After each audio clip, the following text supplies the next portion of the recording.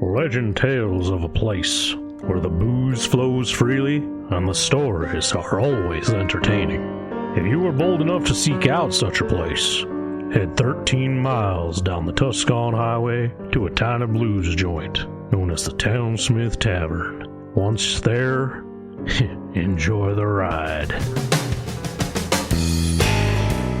Ladies and gentlemen, you are listening to a UA production of Beer, Blues, and Bowl. Excuse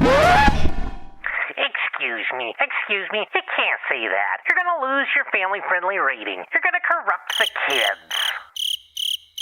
BS! A podcast that invites you to grab a cold beverage, pull up a seat, and enjoy time with friends. And here are your hosts, Howard Blues and the Mark Kidder.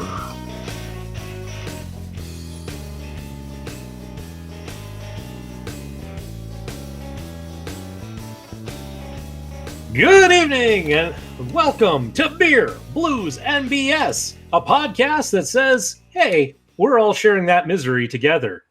I'm your host, Howard Blues, here, as always, my co-host, Mark Kidder, and joining us tonight, Rudeboy Kyle, back for his second episode. Glad to have you joining us, Kyle.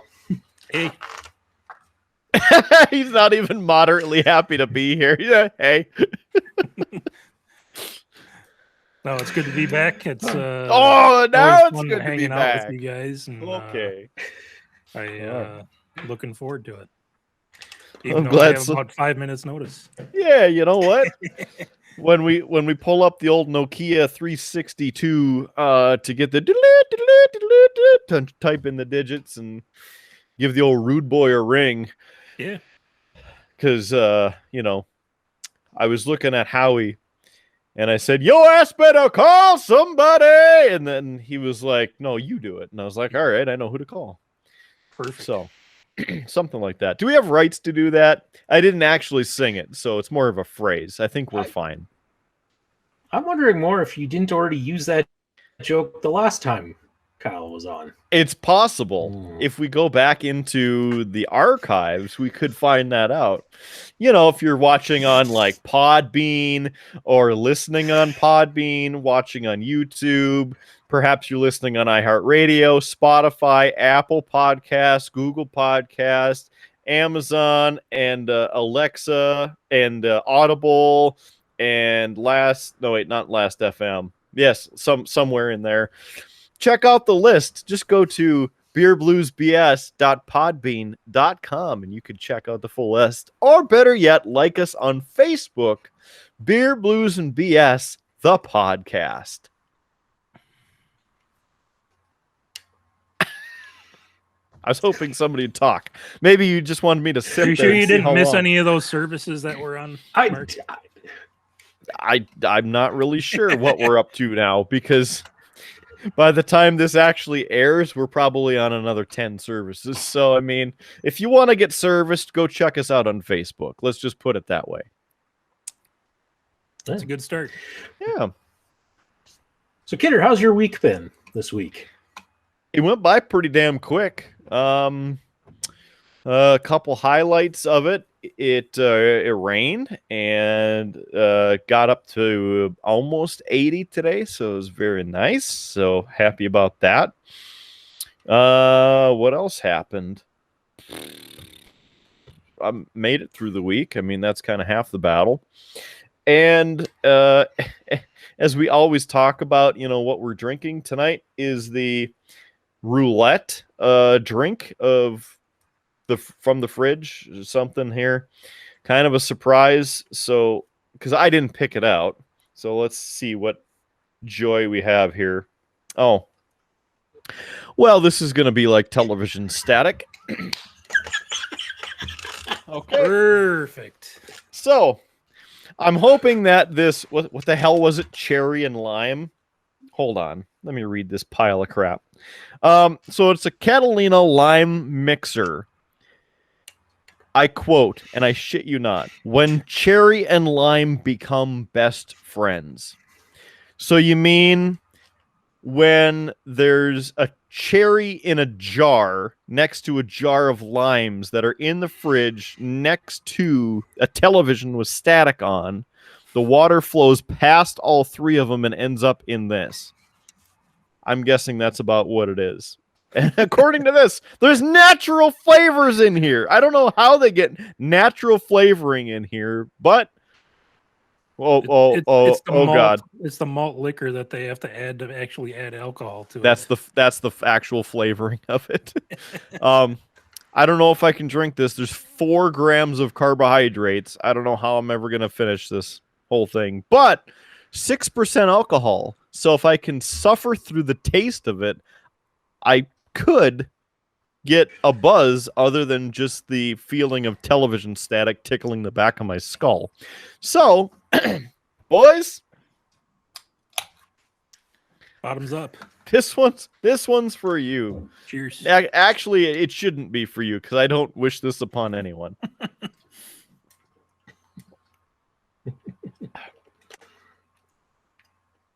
Well, How passable is it?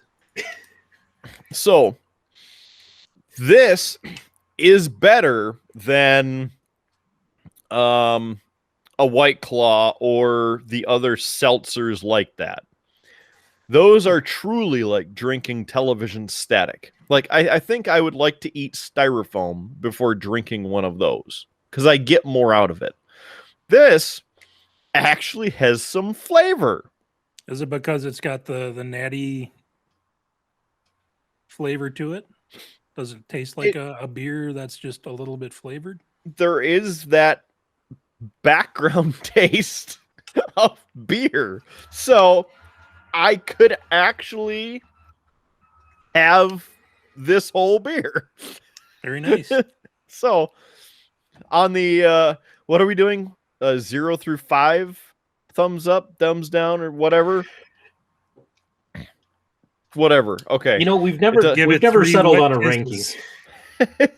We never settled on a ranking. Okay, so here we were talking about this not too long ago. Let's do this because we want to drive interaction for the show. So, you faithful watcher, sitting wherever you are right now, hit pause and please come back. Go to our Facebook page and tell us how we should rate this on a 0 to 5 basis. What should it be?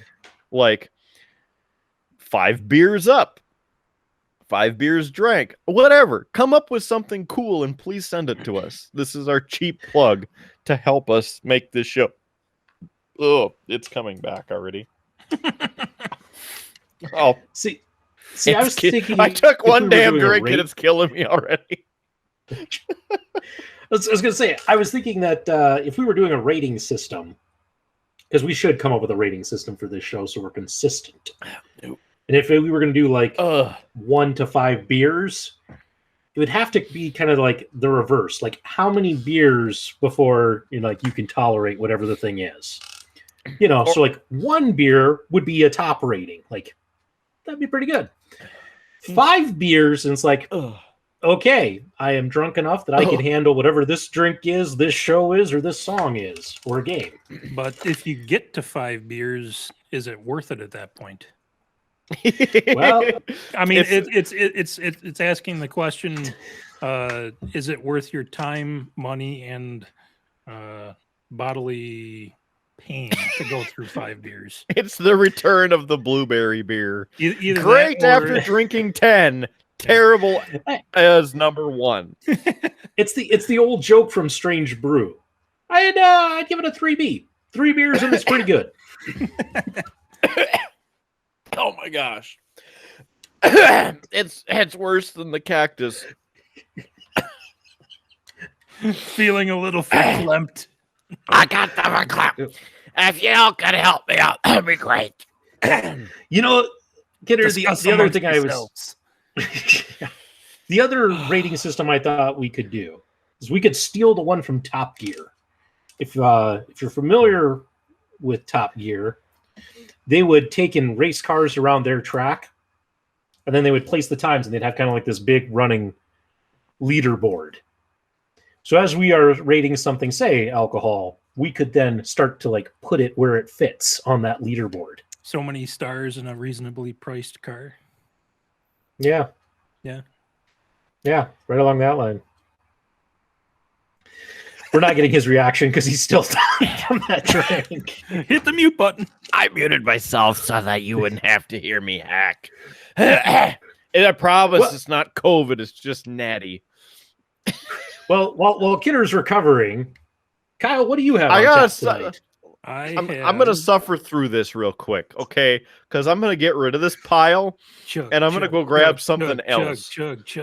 I don't know if I want to chug it, because then I will die. I don't know. But, Rude Boy, what do you got on tap? I have a... it is a San Pellegrino tonic. It's kind of got like a citrus kind of twist to it, with a vodka. What type of vodka are you drinking, Rudeboy Kyle? It is the Sam's Club bootleg copy of Grey Goose. So you have Mark 1 vodka. So it's $15 for a nice copy of what a Grey Goose bottle would look like. Doesn't taste exactly like it, but $15 make you holla. Get it going, Kyle. It's an economical choice to have something decent. And I also got the San Pellegrino at Sam's. It was kind of stashed in the corner. It was on clearance, and I bought 2 cases. It came with a ginger beer, a citrus tonic, and a kind of like a... Let me figure out what kind of wood it was. It was kind of some... Was it hardwood or softwood? That's the real question. Let me go take a look. Oh, okay. Half chub wood. Can you... Howie Blues, can you... I shouldn't have talked, because now you can't see him digging through the fridge. Damn it! Rookie move. I was going to say, if you could, play some instrumental for us. An intermission mix, if you will.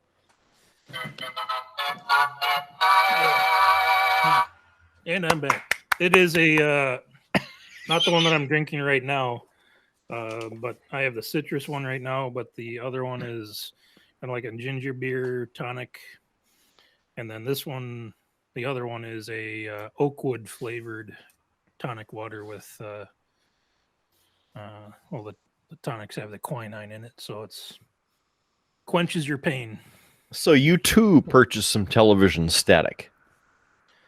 I mean, it's something different. I'm used to just getting the normal tonic water, which I'm totally fine with. It, either the diet or regular. Out of the 2-liter bottles or even the small glass bottles are pretty good. Did I catch your drift there? Yeah, I got him just dying over here. I muted it. and then I looked up and he freaking laughing at me. You son of a bitch. And he's trying not to say anything so that his video doesn't come up. That's the best part. I can see you, you bastard. I'll remember that. I wouldn't call it as staticky as a seltzer. Okay. Well, Howie Blues, what about you, you dirty bastard? What are you drinking tonight? ODB. So I might actually have the best drink of the night, which is interesting. So, Kidder, let's see. I'll grab this. Yeah, you ice hole. Yeah. So what I'm drinking here is some ice hole butterscotch schnapps. And it's one of those interesting things where I can't find any information about this stuff. My brother-in-law brought it Christmas Eve to the family get-together, and according to him, it's made in the Fargo-Moorhead area. Let's adjust my camera. But I can't find any of that sort of information. Like, I know that it's done by a company called 1440, but that's about it. But it tastes like liquid butterscotch. It's phenomenal. So, Oh. but it's pretty strong. I actually mentioned this on the last podcast, Kidder, when I said I was 3 drinks in. And I didn't tell you what it was. I was drinking a little bit of this stuff. So it's really good. Highly recommend it. But it tastes quality, 2K. He's half 4K. And, I think he was about at that amount of litness last show. So that would explain it.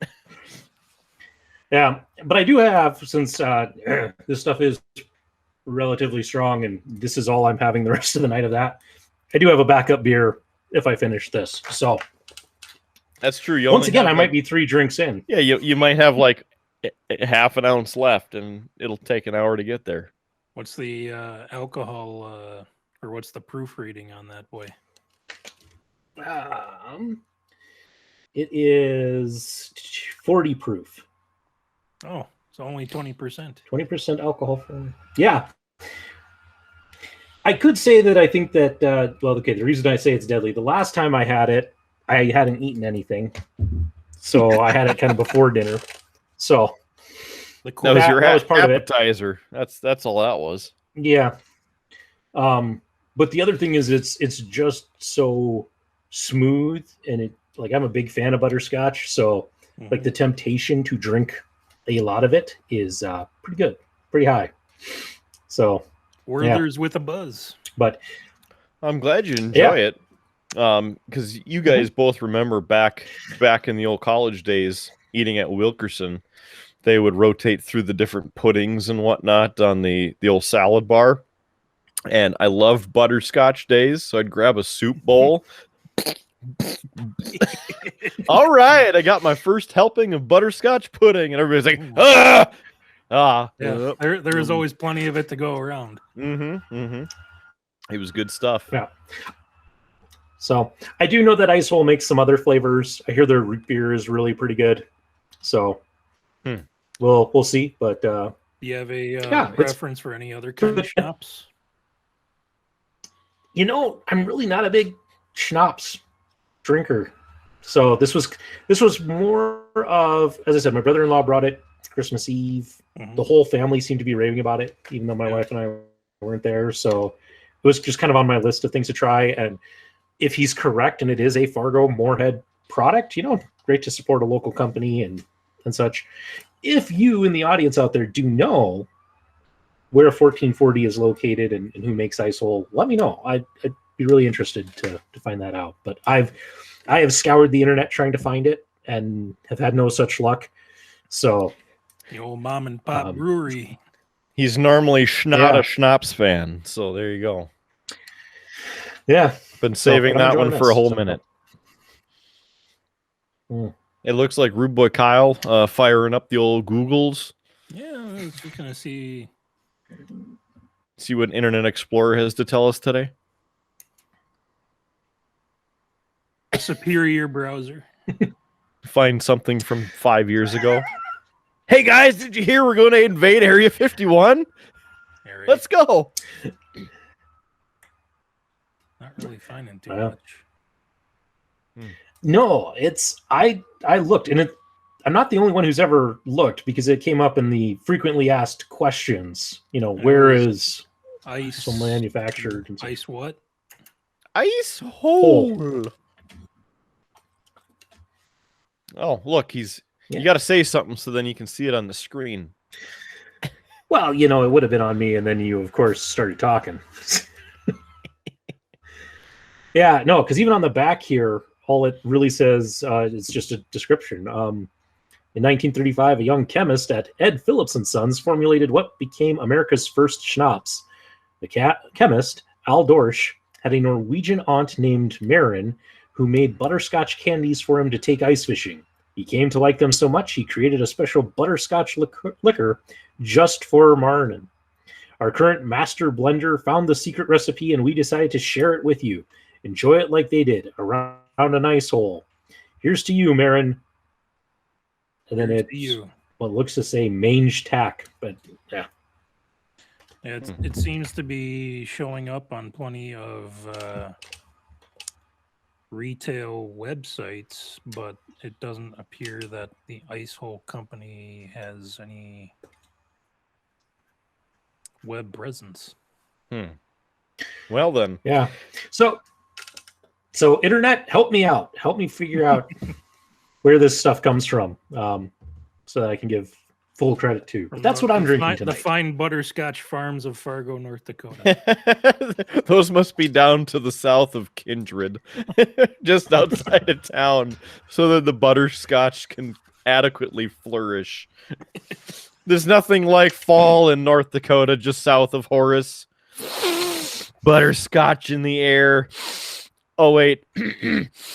Yeah, butterscotch. Or is that beets? Butterscotch.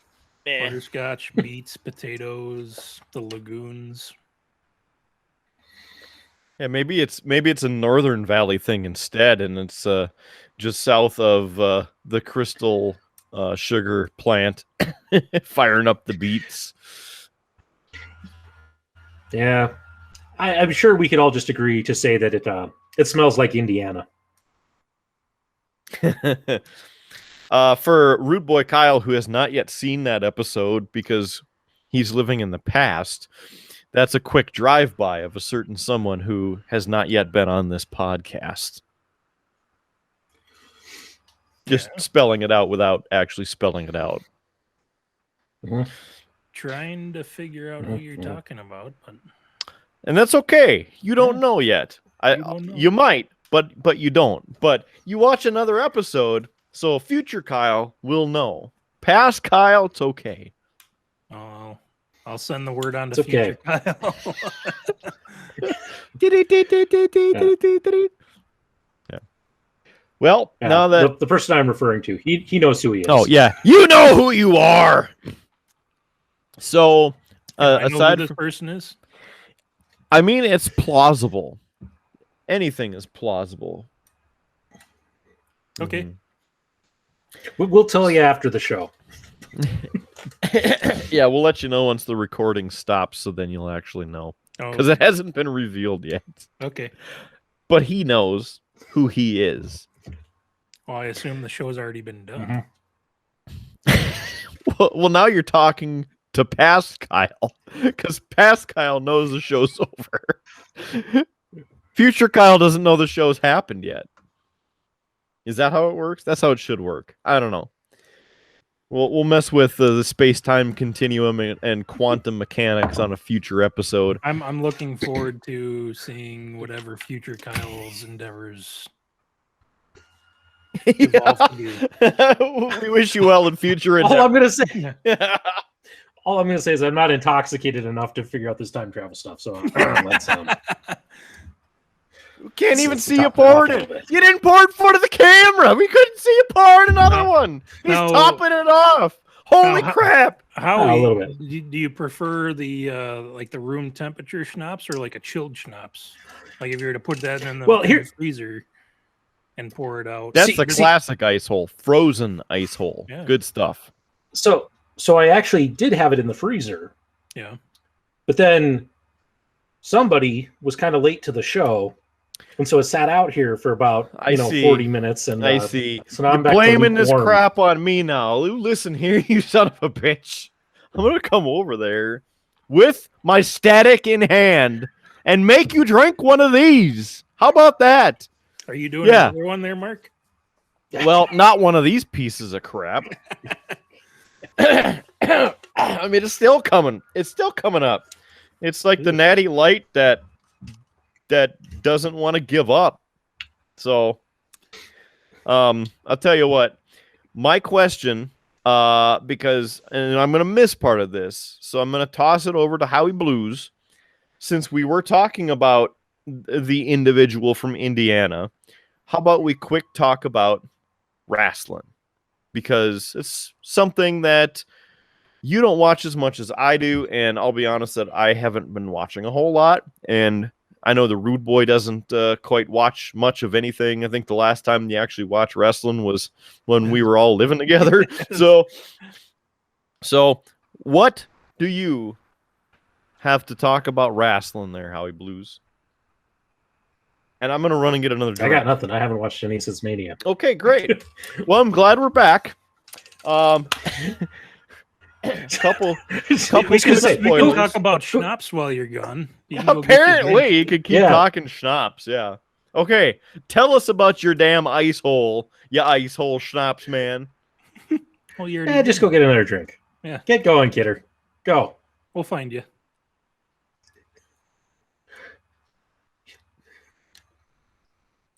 You wouldn't believe You know, what he's we're just- saying about him while he's gone.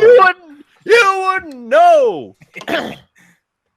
But yeah, my dad's been to Germany, and he's brought home some German, it was an apple schnapps and peach schnapps, and compared to even the nicest stuffs that you can find, like you never really see schnapps on top shelves around any store. No, it seems, but these were genuine, really good, and they were kind of in a small cask type bottle that you would find a whiskey type in over here in America.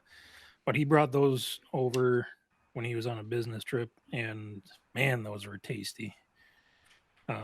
They definitely had a lot more alcohol content as well as flavor.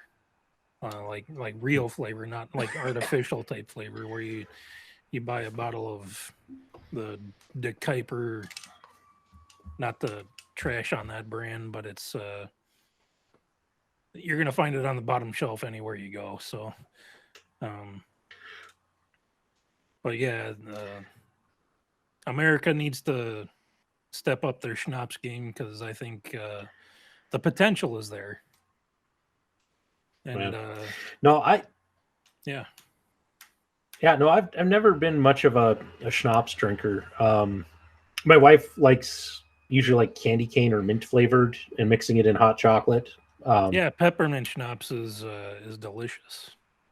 I mean, Yeah. there's some that they push close to 100 proof peppermint or mint style schnapps, and that stuff over ice or straight out of the freezer is makes you feel alive. Yeah. Ooh. So I know Dinosaur's favorite drink was always peach schnapps and Diet Coke, which I did try, and it actually wasn't bad. It was actually probably the only way I would ever drink a Diet Coke, but yeah, that was his drink of choice. At least it was however many years ago that You was. got to add some calories somehow. Mhm. Diet Coke, the static of pop. So I ended up. You guys have had Tab, right? It's been a while. I mean, So- I'd call Tab the ultimate static of any diet, or I wouldn't call it diet, but It's any soft static? drink. It's kind of the hard hitting soft drink. It just punches you, and it's a shame they don't make it anymore. 5-finger throat punch of Tab. Yeah, my wife's grandfather, he loved Tab. Ooh. Always had to have Tab. Yep. So, yeah. I'm slowly also- washing the static. Slowly. How? Yeah, we when Lefty and I moved back to North Dakota, we stayed in her grandparents' condo. They were living with my in-laws. They couldn't. Their condo was on the 3rd floor, and they just couldn't do the stairs anymore. And he hadn't left any Tab there, but we almost set the place on fire the first time we ever cooked, because what we didn't realize was that between the two of them, they couldn't reach anything in their upper cabinets anymore. So apparently her grandmother had started storing snack food in the oven, and she would have it in just kind of like a tray that she could then pull out when she actually wanted to use the oven. And so we started the oven to preheat and melted about 3 or 4 like pudding cups that were in there. So yeah, that was fun. Nothing sets off the morning like good old burnt pudding. Oh yeah, Mhm. makes you feel alive. Apparently, you can buy a tab on eBay for $20 for a 12-pack. What a steal! When are you getting your first 12er there, Kyle? Not anytime soon. Mm. But yeah, it starts at $20 and goes up. So Kidder, I saw you switched over to a Bud Select. Yes. Washing Yeah. down the taste of the static and synthetic cherry. Remember how I mentioned that I hate cherry? Yeah, Mm. just throwing that out there. Yeah. Have you guys tried the Dr. Pepper cream soda combo? It's basically the Dr. Pepper soda with it's got cream soda built into it. Can't say that I have. Okay. It's kind of a hit or miss whether it's in stock at stores, but it if you do like Dr. Pepper, it's an interesting combo. He's opening something and he's trying to be sneaky about it. No, I was giving it a sniff. I told you I had something else too. Uh-huh. So I have a Sierra Nevada Wonderland. It's a nectarine ale. I believe So- that the never Orange's mind. dainty cousin. Here I thought that there was some fancy pronunciation to it, but it's just the stylization of the text. I was like, one Wonderland or some crap like that. Like, no, you're from the Sierra Nevadas, not I don't know, Spain. Let's just pick a country. Wild West Ale. Yeah. Yeah. Mhm. So tell us about Set out this. Yeah. Let's see. So, description on the back says, set out and see where the adventure leads. Roam until your paradise appears, like this juicy golden sunset of a brew. Take it all in with an aroma of just picked fruit, bold hop flavor, and a bright burst of nectarine. Enjoy the ride. This is They again stole one our of the likes- tagline. They stole our did. tagline, the sons of bitches. God Sorry. damn it. Sorry, he's having a drink. What do you think That's they're... okay. It's okay. I'd put it above the passion fruit beer I drank a couple of weeks ago. So, but not bad. Slowly I'm still moving up. on the. Yeah, I'm still not a big fan of the fruit and beer combo, but it's all right. Maybe have a couple more swigs of the ice hole and it'll help. Or we'll switch over to blueberry beer. Yeah, but Listen, if I have a couple more swigs of the ice hole, I'm not going to remember much more of this podcast. Sweet.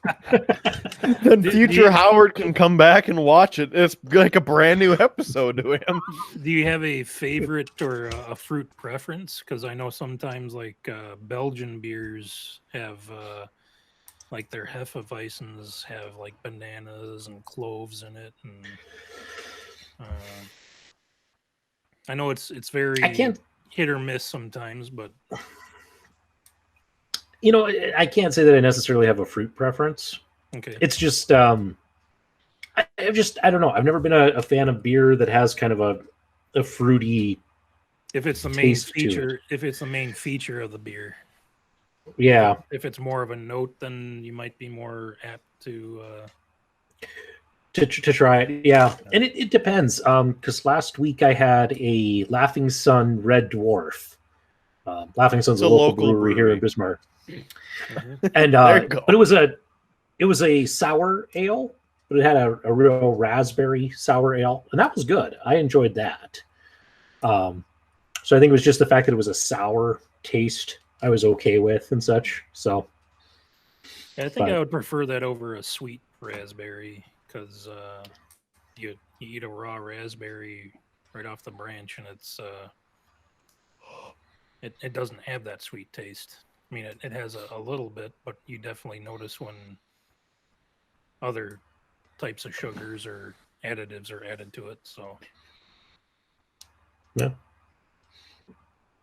So Kidder, how are the Avs doing? Because I know you're watching the game as we're trying to record this. Well, I was listening to your in very very in depth description of what fruits you like in beer, and which leaves nearly none of them. Here I thought that you were going to bring up something along the lines of maybe there's one outlier, like one of the orange beers that are out there. Maybe you liked one of those, or maybe even like the hell is it called? Summer Shandy. Like a lemonade beer, maybe.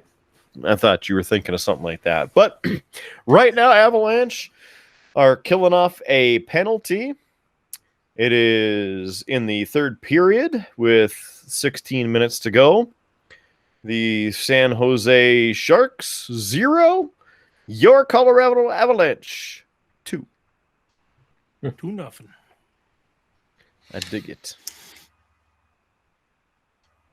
Also Yeah. have to mention that's after an embarrassing 3 games in a row where they really didn't play. Yeah, well, you So- guys have clinched the playoffs. What is there to play for now? You play to win, damn it! Got to get the most points. You got to get the trophy. You got to get that brass ring. You know what I'm saying? Like, go for the gold. Just don't hurt yourselves. Because that's the important thing. Maybe Yeah. they're getting some AHL guys some experience. It's true. It's true. The AHL guys like Devin Dubnyk. Sorry, I mean that's more of a rip at the Wild because than the Avalanche. But- So Devin Dubnyk played for the Wild for He was their mainstay for a long time. years, and then he got traded. I don't know. He wasn't doing well. Ended up getting traded for a year to I forget where, and then last month He was with the Sharks. that's right. And then last month got traded over to the Avalanche. And I saw that and I was like, really? Are you kidding me? I'd call that a very solid backup if you guys do have you guys have Grubauer. Yep. Philippe Grubauer. Groob. He's in net tonight for the Avs. He's back off of the COVID protocols. He's been on that like 2 or 3 times this year, hasn't he? Yeah, I don't know if I don't remember if it was due to a close contact or what, but Yeah. there's something about it. But he's back tonight. In the past, well, let's see. 2 of the 3 losses were with Dubnyk in net, and then the other one was Jonas Johansson, who is one of the other backup goalies for the Avalanche. Mhm. So, and he's new to the NHL. I mean, So do for they playing rotate games. Johansson and Dubnyk in and out of the taxi squad?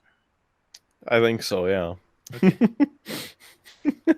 Yeah. I mean, with Grubauer out, it was the 2 of them basically flipping back and forth to some degree between games, and it was good. Give Grubauer a nice rest with the playoffs coming up. So yeah, it is what it is. But Yeah. if everybody can stay healthy, I mean, this team is just phenomenal to sit and watch. I mean, it's really exciting.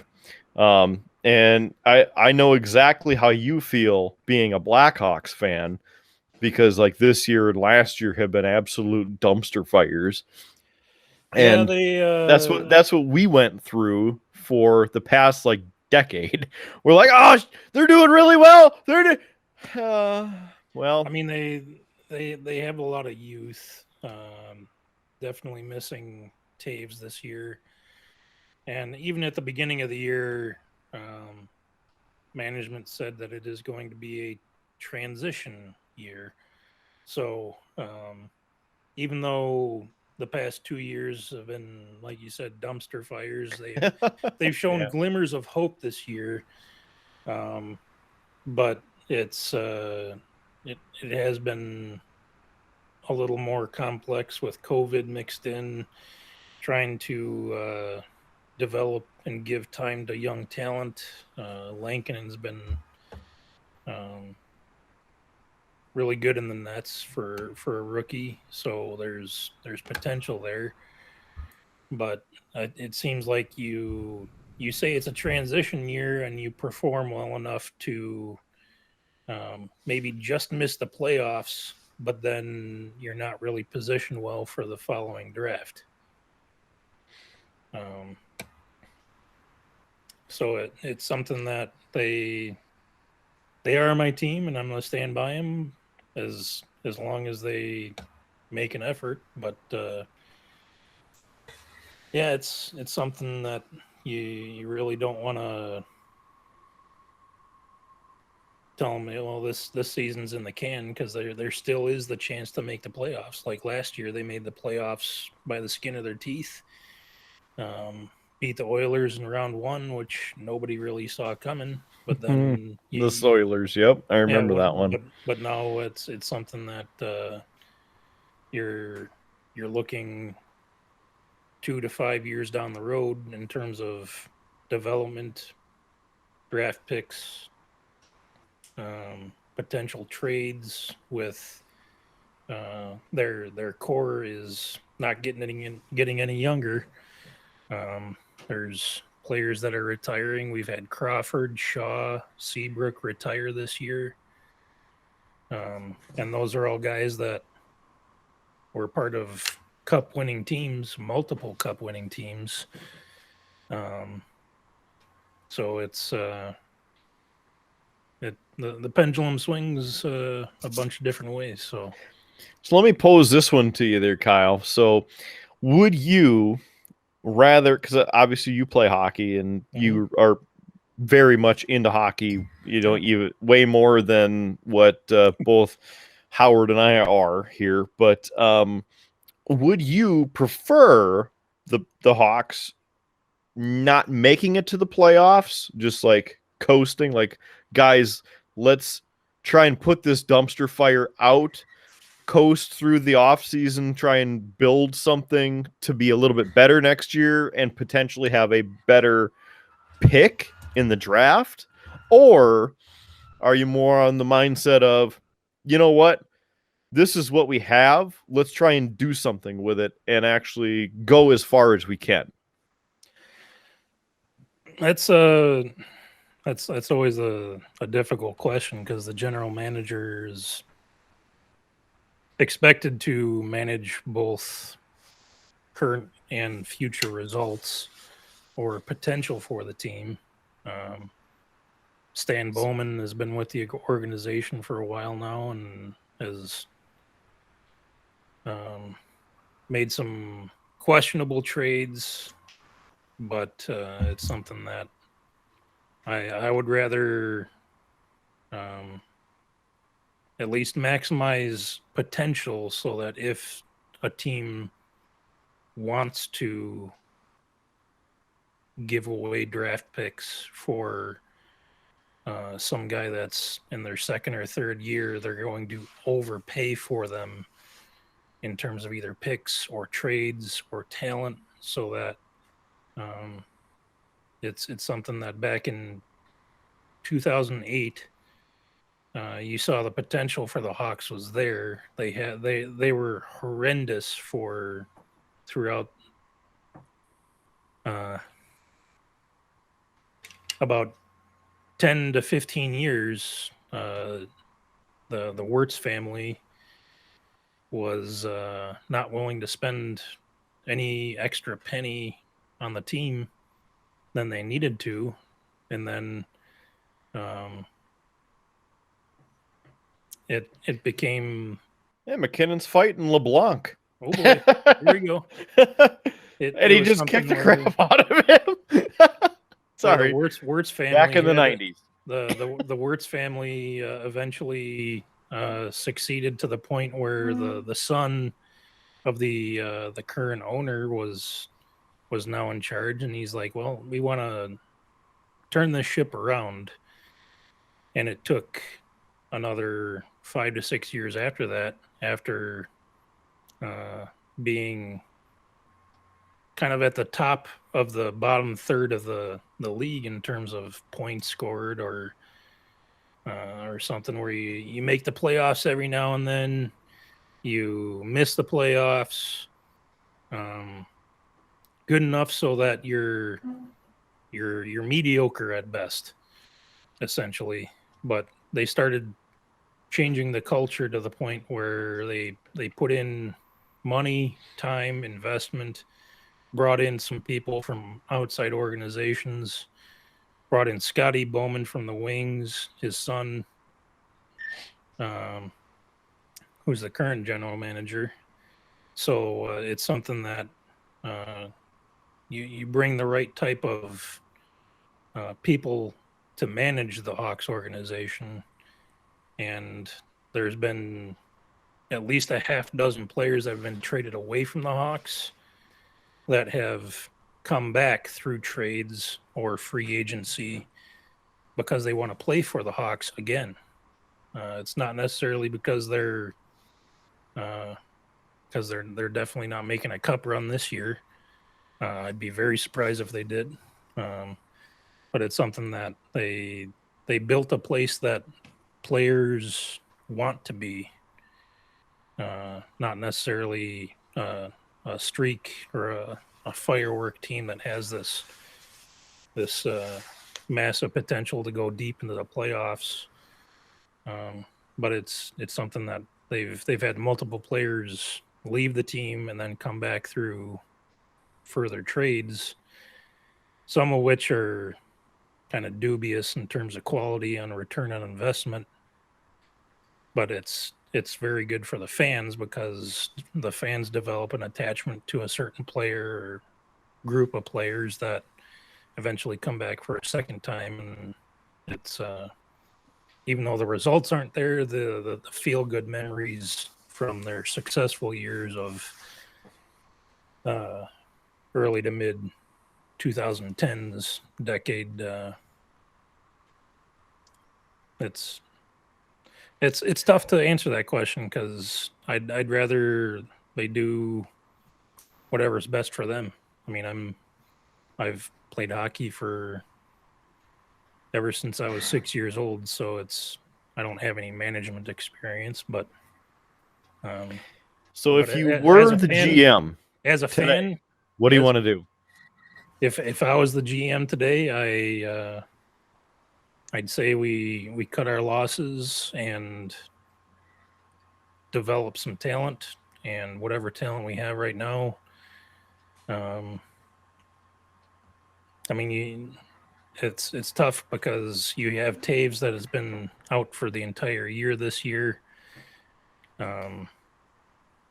Duncan Keith isn't getting any younger, so his trade value is maybe not as good as it once was. Patrick Kane has a lot of talent, but a lot of times these young players look to the experience in order to develop their own careers. So you don't want to trade away a Patrick Kane, a Duncan Keith on defense, just because you want the build to be progressive and successful, not just going for a flash in the pan. Because if we're barely making the playoffs, then I'd rather keep the experience around and pass that experience on to our current developing talent, the youth. So, And then on the other hand, do you put the focus on those veteran players, and whether it's 2 or 4 of them, and say, look, you were the core group of these guys. You need to teach the rest of them your knowledge show them how to be better teammates, be better skaters, be better hockey players, and really push it forward? Or do you say, okay, fine, look, we know that you, as the veteran, are making a ton of money, so you either help teach them or you're gone? I mean, Yeah, it's difficult because the game's constantly evolving, and what the Hawks were very successful with back in 2009 through 2015, 2016, in that time frame, teams eventually caught on to their schemes. I mean, they went from very small successes here and there to bringing in Joel Quenneville. Mustache. Yes, yeah, sir. Mustache. Former I mean, coach of the Colorado Avalanche as Yeah, well. so it's something that even just the change of a coach. I mean, he was brought in 7 games into I think it was the 2008 season. So it's something that sometimes things click between certain players, certain coaches, certain management, and I mean the Hawks coach right now was brought up from Rockford. So it was something that the Hawks realized that you get stagnant to a point, and you get kind of decent but not great results, and you want something more. So it's like, well, we've got fresh blood. We're bringing in a young coach. There's a great hockey mind, in their opinion. So you just you can't really say one way or the other whether. I mean, if it's something where obviously the coach or certain veterans do not get along well with the new coach, then I would start questioning management's decisions, because obviously Kane, Taves, Seabrook, Sharp, who's still doing broadcasts every now and then for the Hawks. I mean, they do know what it takes to win, but sometimes salary cap concerns. It's something where they might be handcuffed for another 2-3 years, but eventually I think they'll get to the point where they start improving. And I was a fan through the 90s, so I've gone through the best and the worst. So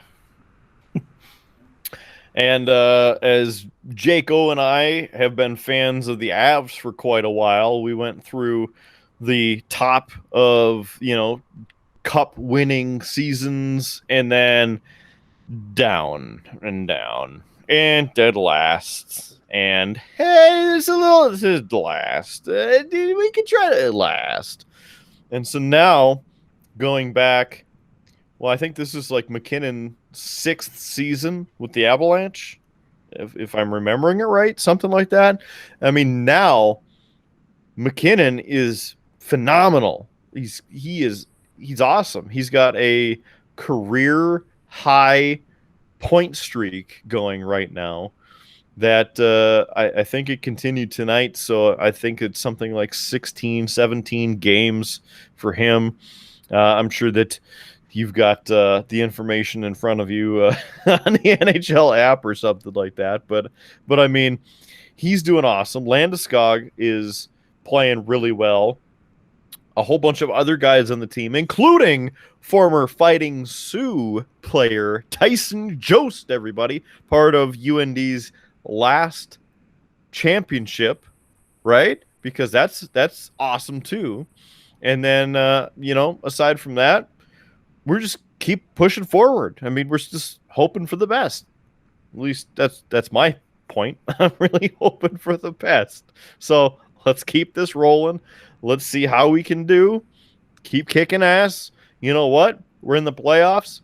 If we make it through into the playoffs, first round, second round, however many rounds they're doing this year with how jacked up the season is and the playoffs are, man, I'd love to win a Stanley Cup. Any team would, but I mean, it's been long enough. Yeah. So there's that. Season. Yeah. Well, and yeah. One of the things listening to all of this, it reminds me of, was it about 2 months ago? I watched the documentary series The Last Dance. And if you're not familiar with it, it follows kind of the last run of Michael Jordan's Chicago Bulls. And what's interesting about it is much kind of like what Kyle said, management came out right away and said it's a rebuilding year. There at the beginning of that season, Jerry Krause, the Bulls general manager, came out and said, this is going to be Phil Jackson's last year with us. So we're firing our coach who has led us to 5 championships. We're gonna let him go. And Phil Jackson then nicknamed that season The Last Dance, and they would go on to win the championship. But this documentary kind of goes and tells kind of about Jordan and Pippen and Rodman and kind of their rise and kind of this run that the Bulls had and all the success that they had. And then to get into this last season where they come out at the beginning of the season and say Phil Jackson's going to be gone, Jordan is threatening to retire, because Phil Jackson's going to be gone, and you watch them go through this and win it, and then that's it. Jordan retires for the second time. They trade away Scottie Pippen and Rodman, and the Bulls 90s just Bulls are haven't so much been fun to watch. Oh, I'm not a basketball fan. I don't enjoy basketball in the least, but watching the highlights, because I remember being a kid during that Michael Jordan run, and you heard about Michael Jordan and you saw him in Space Jam and all of that. But I didn't really get to watch him play, and just seeing the clips and the highlights that they showed throughout this documentary series, you're just like, okay, I'm not a basketball fan, but that's still pretty amazing to watch him play and the things he was able to do. That's pretty much the only time that I watched basketball in my whole life was when the Bulls were good in the 90s, and you just expected them to win. I mean, they go on these 50 to 70 win seasons, and there was almost nobody that could stop them. Yeah, well, and it was interesting to hear, just because I never knew this, but Michael Jordan was so competitive, but he needed little things to get him fired up about a game, and he would take the slightest thing as an insult and basically use it as motivation for playing. Mm-hmm. One of the stories they cover, they had back-to-back games against Washington, and Washington had a rookie, and the rookie had like a 37-point game. It was like best game he'd had of the season, and so all of the press was covering this rookie, and somebody asked Jordan about it, and he, the next night before they played, and he goes, I'll have 37 points by halftime. Well, he ended up with 36 by half, but I mean, just the fact that he took the little fact that this rookie had scored 37 points in an entire game and was getting all this press, and he just used it as motivation to just go out and stomp them. It's incredible, but it was filled with little stories like that, and you're just like, wow. So it was a good series. I recommend it, even if you're not a basketball fan. It's a really good and well put together series. So I enjoyed it a lot, actually. And I believe that makes the first appearance of basketball on the Triple B podcast. And hopefully the last. And maybe the last. Yeah. No, got that one out there. So there you go. There's just the one and only mention of basketball. But that's just because we got LZ goalie in the house and playing the old Chicago rock there with playing the post. And the Hawks. Hey, Sterling making an appearance, huh? Come here, bud. He's having a drink of water. He's too shy to be on the Triple B. He might get him once he's finished with his water, maybe. let me think about it over this cool classic water I got in the corner here. Hold on. Made a hot dog for lunch, so you get a little hot dog water in there, maybe. Hot dog flavored water. Chocolate starfish. If you don't know that joke, you're not old enough for this podcast. Tell your parents that you're listening to this. Yeah. Come here, bud. Come say hi. Hey, come here. Yeah, he's resisting. Sterling! Sterling! There he is. Say hi, bub. I'm all blurry. Yeah. Look, he's like, I'm in trouble. I'm on the camera. I don't know what's going on. Yeah. Wanna go outside, bud? It's all right, Sterling. We don't know what's going on either. So thanks for being here. So, all right. Well, we've covered basketball. So that's a little bit of the unknown. We've covered static beer, if you want to call it a beer, fruit beer, liquor. I mean, we're pretty much on to anything. Since we have 4 minutes left in the game, let's just talk a little bit about wrestling. It should take us over the next couple minutes here. I'm going to catch you up because I know you haven't had a chance to watch since Mania, and Rude Boy, you haven't had an opportunity to watch in probably 6 years.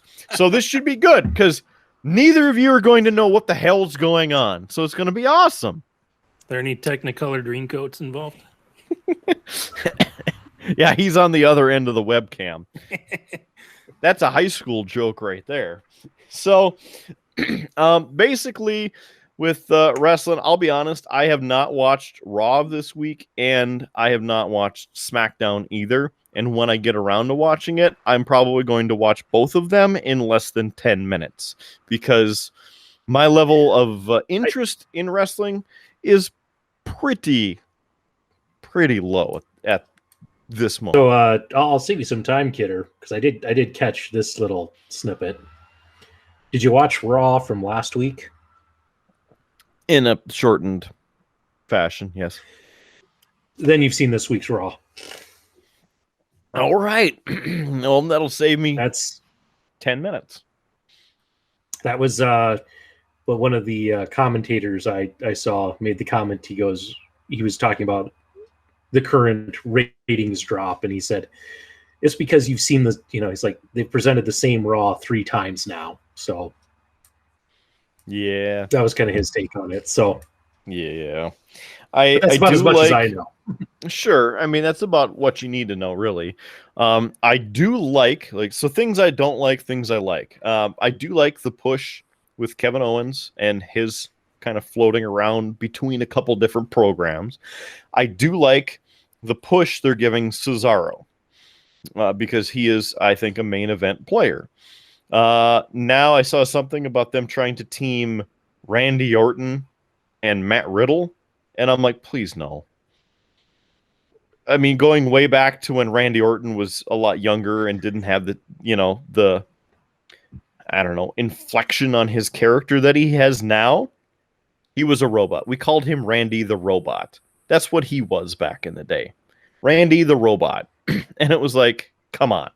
So here we are, I don't know, 15 years later, and he's a lot better, and I'm actually enjoying watching Randy Orton. I'm enjoying watching him wrestle, watching him cut promos, which, go back 20 years, I didn't think I'd ever say it, because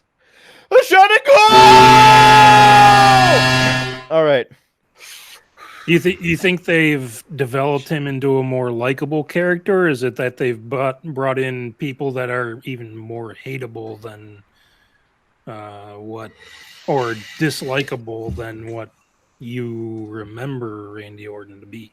It's a little bit of a combination. So Randy Orton was the youngest world champion when he won the world heavyweight title. Now, he was very young, a third-generation superstar, and he didn't care at the time. He admits that he didn't care. Like, he had such an ego that he was there, and He just did what he wanted.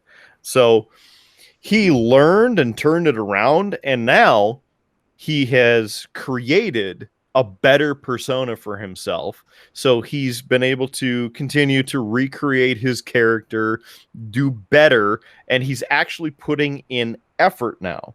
He's learning and he's doing things. And this is all information from his interview with Stone Cold on the Stone Cold podcast. So he talks about all of this too. And you see it. He's learned things about cutting promos and being a better wrestler and actually wanting to teach other people who are new in the business coming up, maybe having some difficulty with the gimmick that they're given. And so now he's turned into that locker room veteran where now people can actually look up to him. I mean, he's still an asshole, but at this point, he's a better asshole than what he was. I mean, he was quite the asshole back in the day. Now, a lot better. And I enjoy watching him. Matt Riddle. Do not enjoy watching him. Don't like his character. I don't know. He's not my guy. So I don't want to see him. And then pair it up together, I'm going to have to suffer through bro and all of that and not interested. Don't want to be interested. How long before they get a tag team finishing move together, and why is it called the RK Bro? I was gonna say that's what they are potentially calling it, RK Bro. So do you think the like I just did a Google search of I don't know if we can use the name Google. We didn't pay for the rights. Okay. Well, I just did my own research, as some people like to say. Avalanche victory! There you go. That's 1,000 Avalanche wins, baby! Of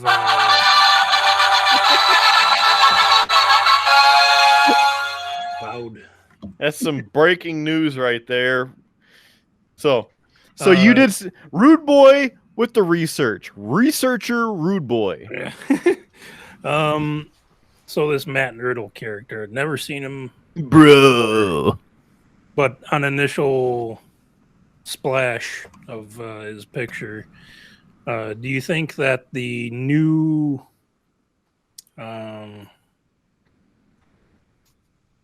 enemies of the wrestling world are catered towards the younger generations? Like we grew up with Randy Orton being our enemy, but now he's become more likable because he's grown in age, with experience, with his years in wrestling. But now we have someone bringing through the bra culture and the bra moments. Do you think that is not as likable to you because you don't associate with 10 to 15-year-olds as much?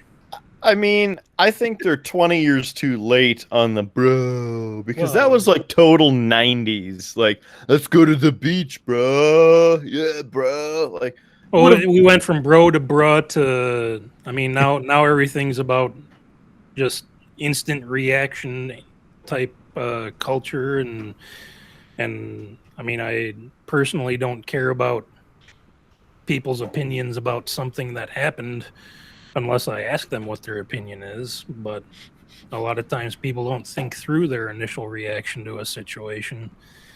But that's entertainment, is what people's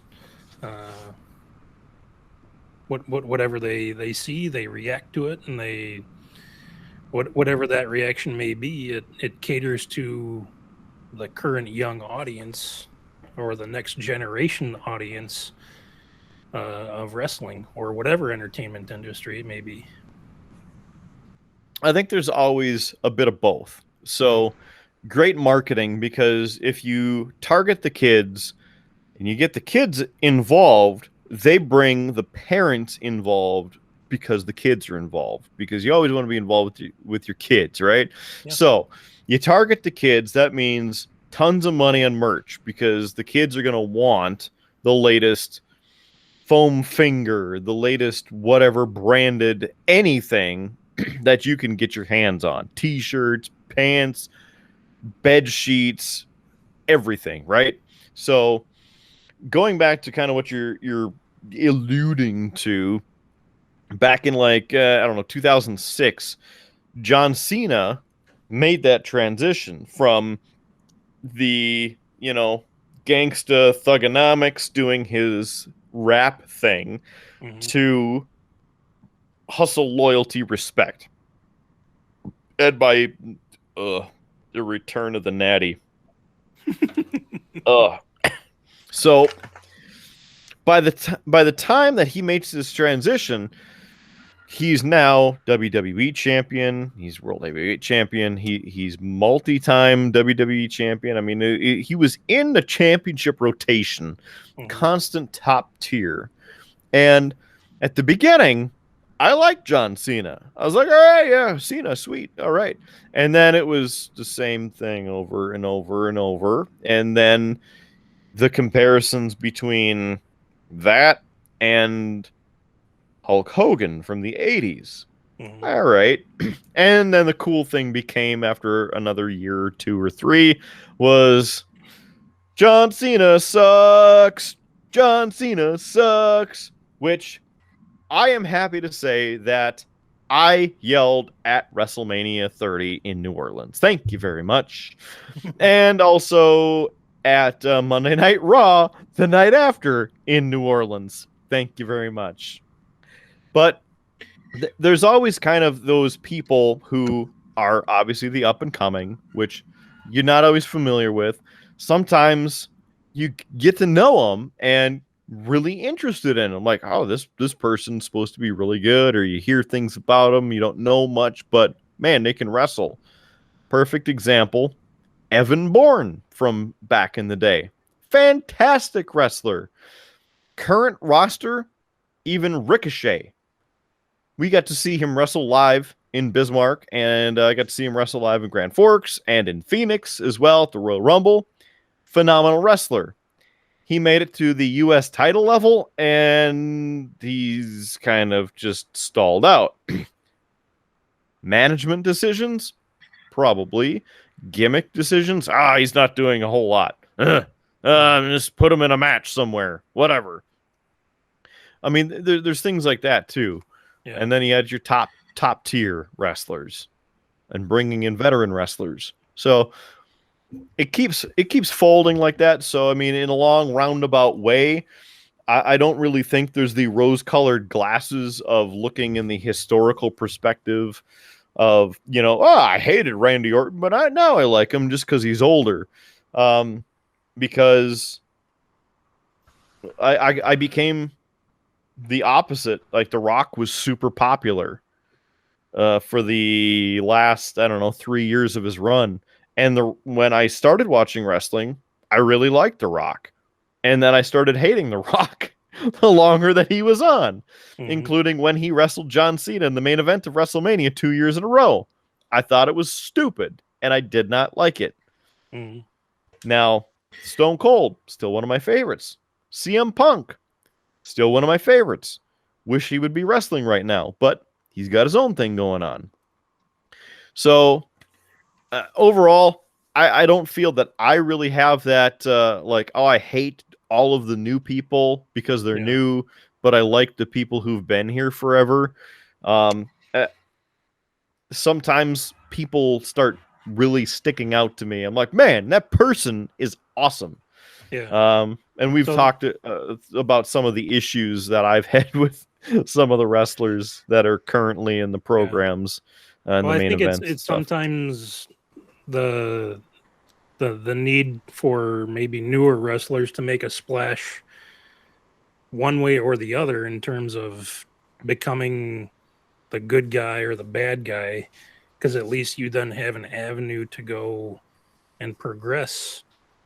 If you're working your way up the good guy chain, or you're becoming the universally hated type personality, you're at least getting your name out there.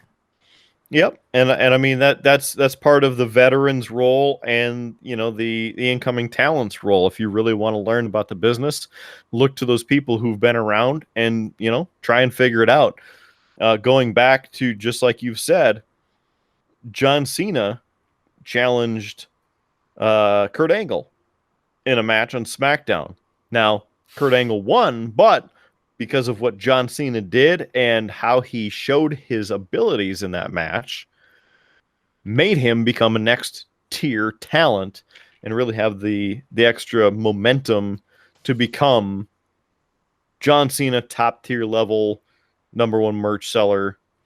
It really kind of set him on that path, if you will. Yeah. And Kurt Angle's talked about it.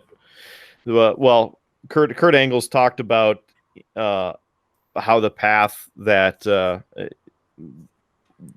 let me try and figure it out. The ruthless aggression era and the talent that he felt John Cena had, which is one of the reasons why he wrestled. So, but Howie Blues disagrees. Well, I was just going to say, I don't think that one match is what made Cena, because if you recall, like, that wasn't Dr. Thugonomics, and it took a while for Thugonomics to even carry and become something. Right. And yeah, it wasn't his defining match. It wasn't his like one and done. It was like a start because he showed some talent and people in the key positions helped to push him up, and then he developed those characters of the Thugonomics, the Dr. Thugonomics, and then kind of rehashing his character, dropping the rapping and stuff, and then going into like the kid's favorite and hustle, loyalty, respect, and all of that. If you agree. Yeah. I mean, I agree with that. I think part of it is, they try a lot of things, and it's, you just see what sticks. I'm probably not as against Matt Riddle as you are. I know I've seen some commentary on him, and a lot of people are confused by his bro gimmick, because I don't know if you knew this, Kidder. Matt Riddle was a UFC fighter. He went 4-0 in the UFC before he got fired for marijuana use. Whoa, bro! Which is probably where they're pulling that bro from, is just the fact that he's smoked pot at one point. But I know some commentators who know him from his UFC career were always kind of surprised that he comes in, and instead of being like, tough guy UFC fighter, like they've done with others like Ronda Rousey, it's the fact that they've stuck this bro gimmick on him. And I do see, looking here, that yes, the new tag team that he is in with Orton is called RK Bro. So, yep. Let me unwind Mark's eyes from the back of his head. So, please, can you start pulling from Des Moines? Please start pulling. Yeah, my brain but I think part of the other part of it is you have to remember, WWE is still run by the decisions of a 75-year-old guy who's been in the business for so long that he has in his head what works, and it's got to be that way. And if you don't match that style, if he doesn't like something, whoosh, you're gone. If he doesn't understand your gimmick, whoosh, you're gone. And that's why I think you see so much really good talent flounder when they get up to that main rosters, because you have guys who are running the show who it's got to be, Hulk. It's got to be, Bret Hart. It's got to be those. I mean, it took him a while to figure that out. You know, Lex Luger was the guy who replaced Hulk Hogan, and he flopped terribly. I mean, they built up to the big match, Lex Luger versus Yokozuna, and Luger lost the match, but boy, did they celebrate like he won, because they didn't really want you to realize that the good guy didn't actually win this match. You know, because I forget if it was SummerSlam or WrestleMania, but they had to go off with the big rah victory. So I think he won by like DQ. That is being groomed for succession to being in charge, or do they know that yet, or they just there's just rumors at this point? There's people speculate a lot on it. I know a lot of fans are wanting Triple H, Paul Levesque, to take over because he's been running NXT, and NXT is a far different product than the current main roster offerings, and tends to be, in my opinion, the better show a lot of times. Which is funny that you can have some just amazing matches on NXT, and then these guys go to the main roster and they just flounder. And it's because you have Paul Levesque really kind of working on that system and training these guys and being willing to do different things and let them be experimental. And then when they get up there, a lot of times you have these writers who, and let's face it, they have to write 5 hours of TV every week. If they don't understand your gimmick or know what your gimmick is or how to write your gimmick, then, good luck. And we've seen, or at least I've seen, a lot of really great talent just be wasted. Shinsuke Nakamura in NXT was an amazing champion. He had amazing matches. I've shown Kidder Nakamura versus Sami Zayn from, I think it was NXT Brooklyn. Phenomenal match. There are literally times where you sit there and you go, I don't know how they did that without seriously injuring one another. Like, their moves actually look like they hurt. Mm-hmm. And, it's just a phenomenal match. Sure. Shinsuke gets up to the main roster and they look at it and go, well, he doesn't really speak English. We don't know how to write a promo for him. What do we do with him? And so he's floundered because they're like, well, he doesn't speak English, so you can't do promos. And since you can't do promos, you can't be a top guy. Even though in New Japan, he was a top guy. Yeah. And is a phenomenal wrestler. So you hit some of that. Kidder mentioned Cesaro. Cesaro's another one who they look at him and they go, you can't do a promo, so we're not going to put you in a main program. Doesn't matter that you're over. Doesn't matter that you're talented. We don't think you speak English well enough. Sorry, you're doomed to the middle card or to being a tag team wrestler. And Cesaro, I think, what was it, Kidder? He's been in there WWE on the main roster for like over 10 years, and just this year finally had his first singles match at WrestleMania. He's always, yeah. Wow. He's always been in a tag team of some kind, or doing a tag team program. And he's a phenomenal tag team wrestler, but again, he has great individual character. And when he was first brought in, he was brought in as the arrogant prick. He can speak 20 languages, this and that. And he won the U.S. title, I believe it was, and held it for a while. And they tried to run that I'm better than you angle. Did it work? I don't know. Just show off his talent. Let him build his own thing. So, he's now the Swiss cyborg or the Swiss Superman. I don't know. Just let him be who he is. Let all the talent kind of be who they are.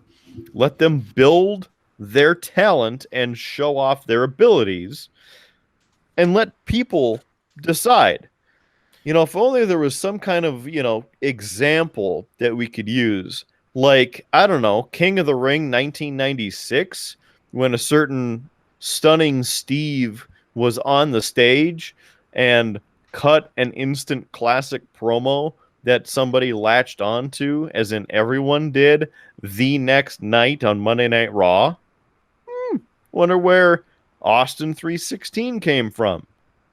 Oh, somebody being real. Look what that created. A massive, massive, massive promotional opportunity and character opportunity that is still active to this day. What? That comes to mind. Of course, what about the "'Cause Stone Cold said so"? Well, in this case, it's because Tuscon 2's said so. But there's other opportunities of the Austin 316 says, "I just whipped your ass."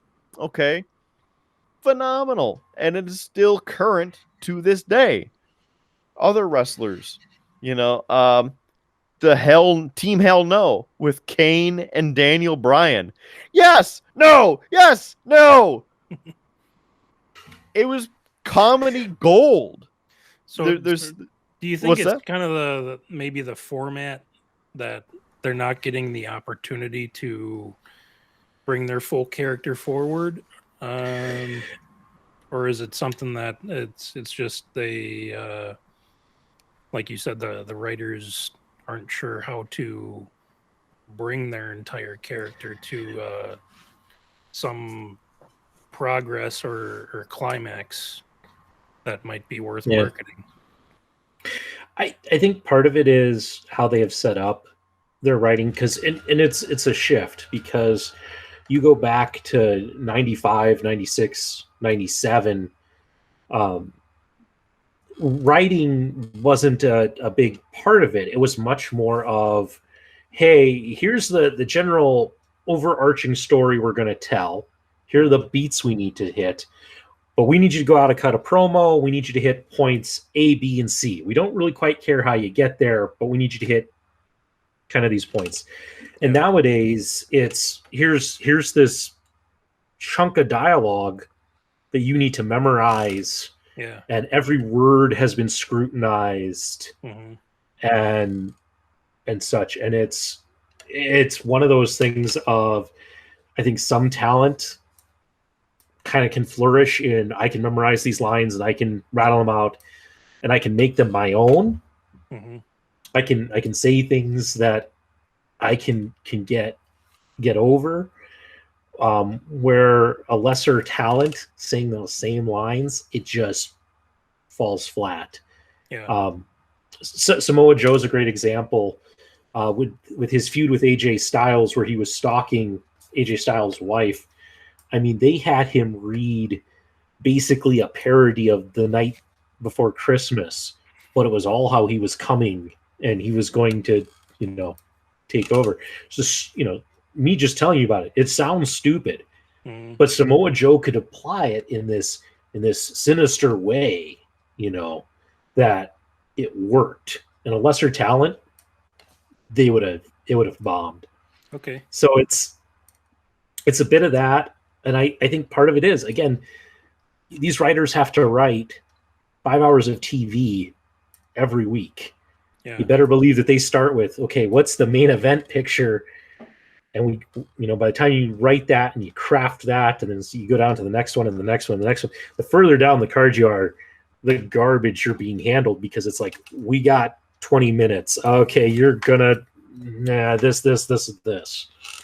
Yeah. And it's a delicate balance, because I see the need to bring forward something that a natural talent might not necessarily say on their own. But do you prefer just the topic or storyline style of scripting, or more just maybe like a find a way to find this phrase into the dialogue? versus a entire paragraph or 5-10 minute exchange with somebody else? I think it depends, and it depends on the talent, because I think you had some talent who were good at taking those bullet points and crafting character around it and delivering it when that's all they got. And I think there were definitely guys who just failed. You watch enough of the 95 promos, what I like to call the yelling brother promos, because there's almost every wrestler going, "Listen here, brother, when you come out to the ring and it's you versus me, it's gonna da da da da da." It was that, but it was always that yelling, intense promo, and it worked for some people. Some people went off the rails. You ever watch one of the Ultimate Warrior promos, and you would probably question what the guy was smoking? When Mostly cocaine. When it's the lights of Nevermore are shining down on the galaxies of da da da, and you're just like, what? So here's just as someone who is just very tertiary wrestling viewing and story experience, do you think that if the people who are newer to wrestling would or let's say the wrestlers with less experience would get more script guidance versus the people with 5-10 years of experience, they kind of let them ad-lib a little more? Sometimes you get trained into a character and you kind of know where the writers are going. Would someone that has more experience be given more leeway? Would that necessarily make for a better show? It's tough to pose those questions, because sometimes they want a very specific sequence to happen. It's tough because you want an excellent show. You want to be captivated, and sometimes even the best actors don't have the best ability without very specific direction. So what I think, and obviously my media opinion with this, because the media, the wrestling, the talent, to me, all go hand in hand. What I feel they should be doing in the developmental, because they all go through a developmental program to figure out if they can wrestle, how to do things, and then how to also talk. They do promo school, things like that. So what I feel they should end up doing is, okay, let's rate you on your ability to come up with things on the fly, do things, improv, right? Or are you needing to have a scripted dialogue? So number 1 or number 2, and then, are you talented on the mic or are you shy? Okay, pair them with somebody who's good on the microphone, so then they have a partner that they can, riff off of or riff with. So then you have that experience to be able to be built. So overall, because I see this in my job as well, people need assistance to get from the newbie status into the intermediate status, into familiar status, into an expert status. But some are better than others, pick up different things at different rates. We all know this from simple learning, right? So let's give these people opportunities. How do we develop NXT? How do we develop Raw, SmackDown? Okay, well, guess what? You're going to go partner with so-and-so. And this is the goal we're trying to accomplish. Here's what we have written for you over the next 6 weeks. Go figure this out. Go have a promo with this person. You don't like them because they said this to you, or they ran over your foot in the locker room with a cart, whatever, right? Go figure it out. And it doesn't have to be on live international television. do it in the back. Do it for an on-camera recorded promo. See how they do. Is this good or does it suck? You don't have to use it. Help them develop their skills so then they don't have to have, well, I just don't like what you have to say because we disagree at a core level. Yeah. Like, absolutely garbage. Well, and I'll say, kid, I don't know if you ever watched, and I've been trying to think of what the title of it was. They did a limited documentary series of life in the Performance Center. It was kind of back when the network first launched. Was that a documentary series? MGM, When the Lion Roars. No, and it was hosted by Shatner. I'm But- sorry. Could you say that again? I'll look it up here in a sec. But they actually showed Promo School, and Promo School, they actually did what you were describing, where it's coming He back. put himself out of commission. Stop the damn match. I'm coming to see you, Elizabeth. But they would go through that where they would set them up and do exactly what you're saying. The problem is that then when they get to that higher level, it's very much a, we don't trust you, so here's all this dialogue. Don't worry about all this stuff that you learned from William Regal is their main character and promo coach and instructor. So don't worry so much about everything that he's taught you. Just deliver these lines. So it's kind of almost inverse of what you think, or what I just said previously, of saying you're given just a general set of, this is what we want to have happen with lower experience, but as you experience, or as you grow in time, experience, and dialogue, your script is very more pinpointed as to what you're supposed to say. Yeah, it's very much that they take the time to kind of to work on how your character would say these things and to develop it and to write your own promos and things like that. But then when you get up there, it's all of a sudden, here it is scripted. Maybe because that's the bigger card and more people watch those people. I think that there's more of a control issue when you get up there. I think that there's because it's pretty well documented that Vince McMahon has certain words in his vocabulary that he won't let people say. Poop. So like if you're the ring announcer at the end of the night, yeah, it's not that, but stuff like if you're the ring announcer at the end of the night, you can't say, thanks for coming out. We hope you all drive home safely.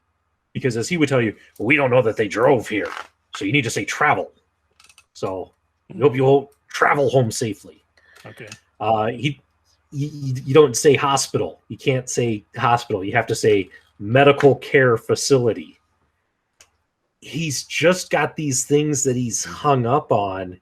And so because of that and that control factor, I think that he just insists that everything is just super scripted out and run by him and gets his blessing. And I think that again, when you're one of these writers, you have to write for 20-some talent, 5 hours of television, making all of these changes.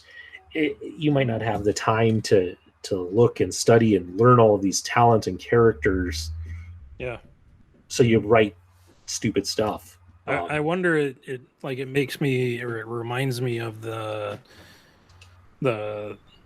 documentary that they made about just creating an episode of South Park, and at what point do they start cutting off changes because they have to meet a broadcast deadline at some point, and you have to finalize, this is what's going to happen.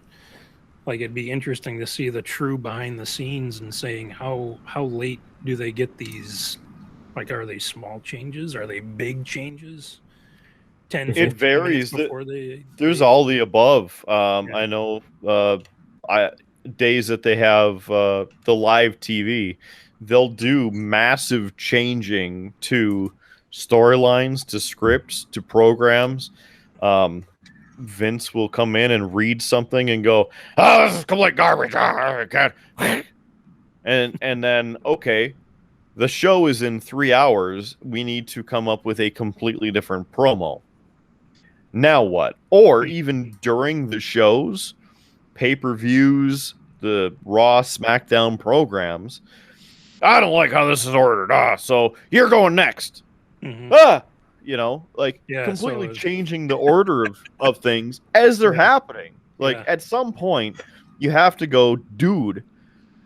Like, number one, calm down. Number two, there are too many people trying to push and have that control. Yeah. Relinquish part of it to the talent who can have that ability. Okay, if they need help, give them the script. Here, read this. Mhm. Read off of this. But it comes down to, like, there's too many different changes. There's too many different things that these people are sitting there going, I don't know. Am I going to be on the show? Am I not going to be on the show? And then they have to go wrestle a match. I don't know. There's just so much that, in my mind, is way out there compared to how it used to be. Mhm. And we could go down a whole other, avenue of that with the content itself. Just for the record, Just for the record. sorry, I'm having glitches on my side. You're glitching?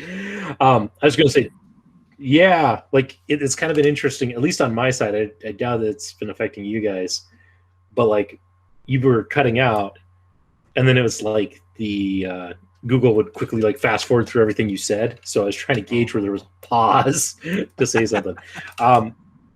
Breaking Ground is the name of the NXT documentary series. So I highly recommend it because it is interesting to see them, kind of the work that they have to go through. And they even go through where some people are fired on the show. So it's interesting in that regard.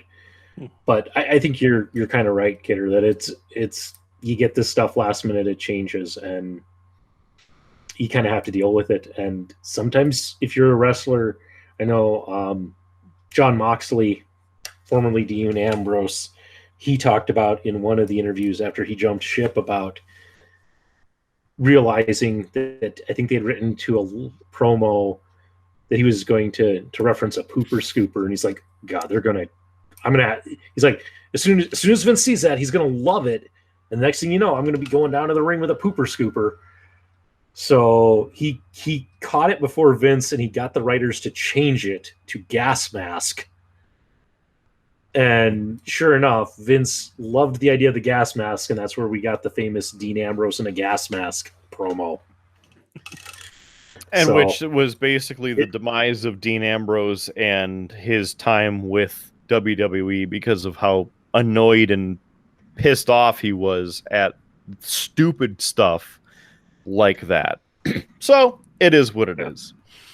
On the more breaking news aspect of it, two things tonight from Friday Night SmackDown.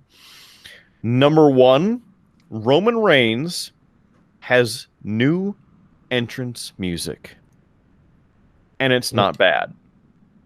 I could go without the chorus. Whoever's doing music right now for WWE needs to be hit in the head a couple times, because all of the music sounds the same right now, and it's stupid. So that's a sidebar.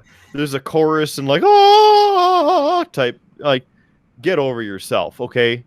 Dude, chick, whoever you are doing the music, stop it. Stop it. Number two, the title match tonight, the main event, Roman Reigns versus Daniel Bryan. Obviously, Bryan wins. He wins the Universal Championship. Bryan loses, he's off SmackDown. Well, guess what? The Tribal Chief picked up another victory, and so how about this? Daniel Bryan is now barred from Friday Night SmackDown. Barred! Ah! The stakes are so high. We'll see you Sunday. No, the pay-per-view is coming up in another 3 weeks, which is WrestleMania Backlash. Because we can't just have WWE Backlash anymore. Now it's WrestleMania Backlash because WrestleMania season isn't over yet. Desk Chan. Yes. Yeah. So My running theory on why it's WrestleMania Backlash is so that all the people on Peacock who are searching for stuff, when they type in WrestleMania, they'll find WrestleMania Backlash. That's my theory. Yeah, I'm sure. I mean, you could put that in like a hashtag or maybe some of the metadata if somebody who knows technology knows anything about anything. But we got to put it in the graphic because that's a WrestleMania Backlash because it's directly as a result of WrestleMania. So let's put it in the title, and then we can use the theme from WrestleMania as well. Continue it another month and a half because that's going to be awesome. Because then after that we can do WrestleMania Backlash TLC because now it's Backlash from TLC or WrestleMania and Backlash. So now we got to have the TLC match, and then after that we can have the WrestleMania Backlash TLC Money in the Bank contract pay-per-view, and this is just gonna get, you know what? And then it's WrestleMania Royal Rumble because now we're back onto the road with SummerSlam, and then it's WrestleMania SummerSlam Backlash TLC Money in the Bank. Does TLC stand for Tender Loving Care? Just for Rudeboy Kyle. I'm sorry, I wasn't sure how long you were gonna go there. I was just like... He has to say something so then it comes up. Can you feel the hate? Let the hate flow through you.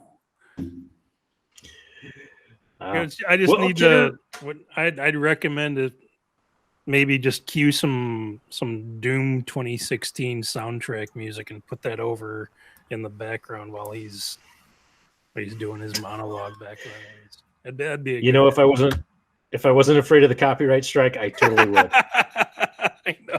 Well, Kidder, we've been talking for quite a while. I think it's time we start wrapping this thing up. Okay, I mean, we could wrap it up. We could talk about nicknames. We could talk about gaming. I could go on another rant. Tell me how you really feel. Well, if you really wanted to know, why didn't you just ask? Oh, it's good. Oh, he's almost done drinking. I need a refill. I need a refill. I'm out too. Who's up for round 2? Round 3, 4, and 5. Thank you very much. I mean, I can make round 2, and then we can start another episode. You just need to start shaking it and see who shows up. And do the behind the head pour, and here's round 2. Yeah, and then just to make it look like it's been another episode, Howie, we need you to move the hate box to the other side. So...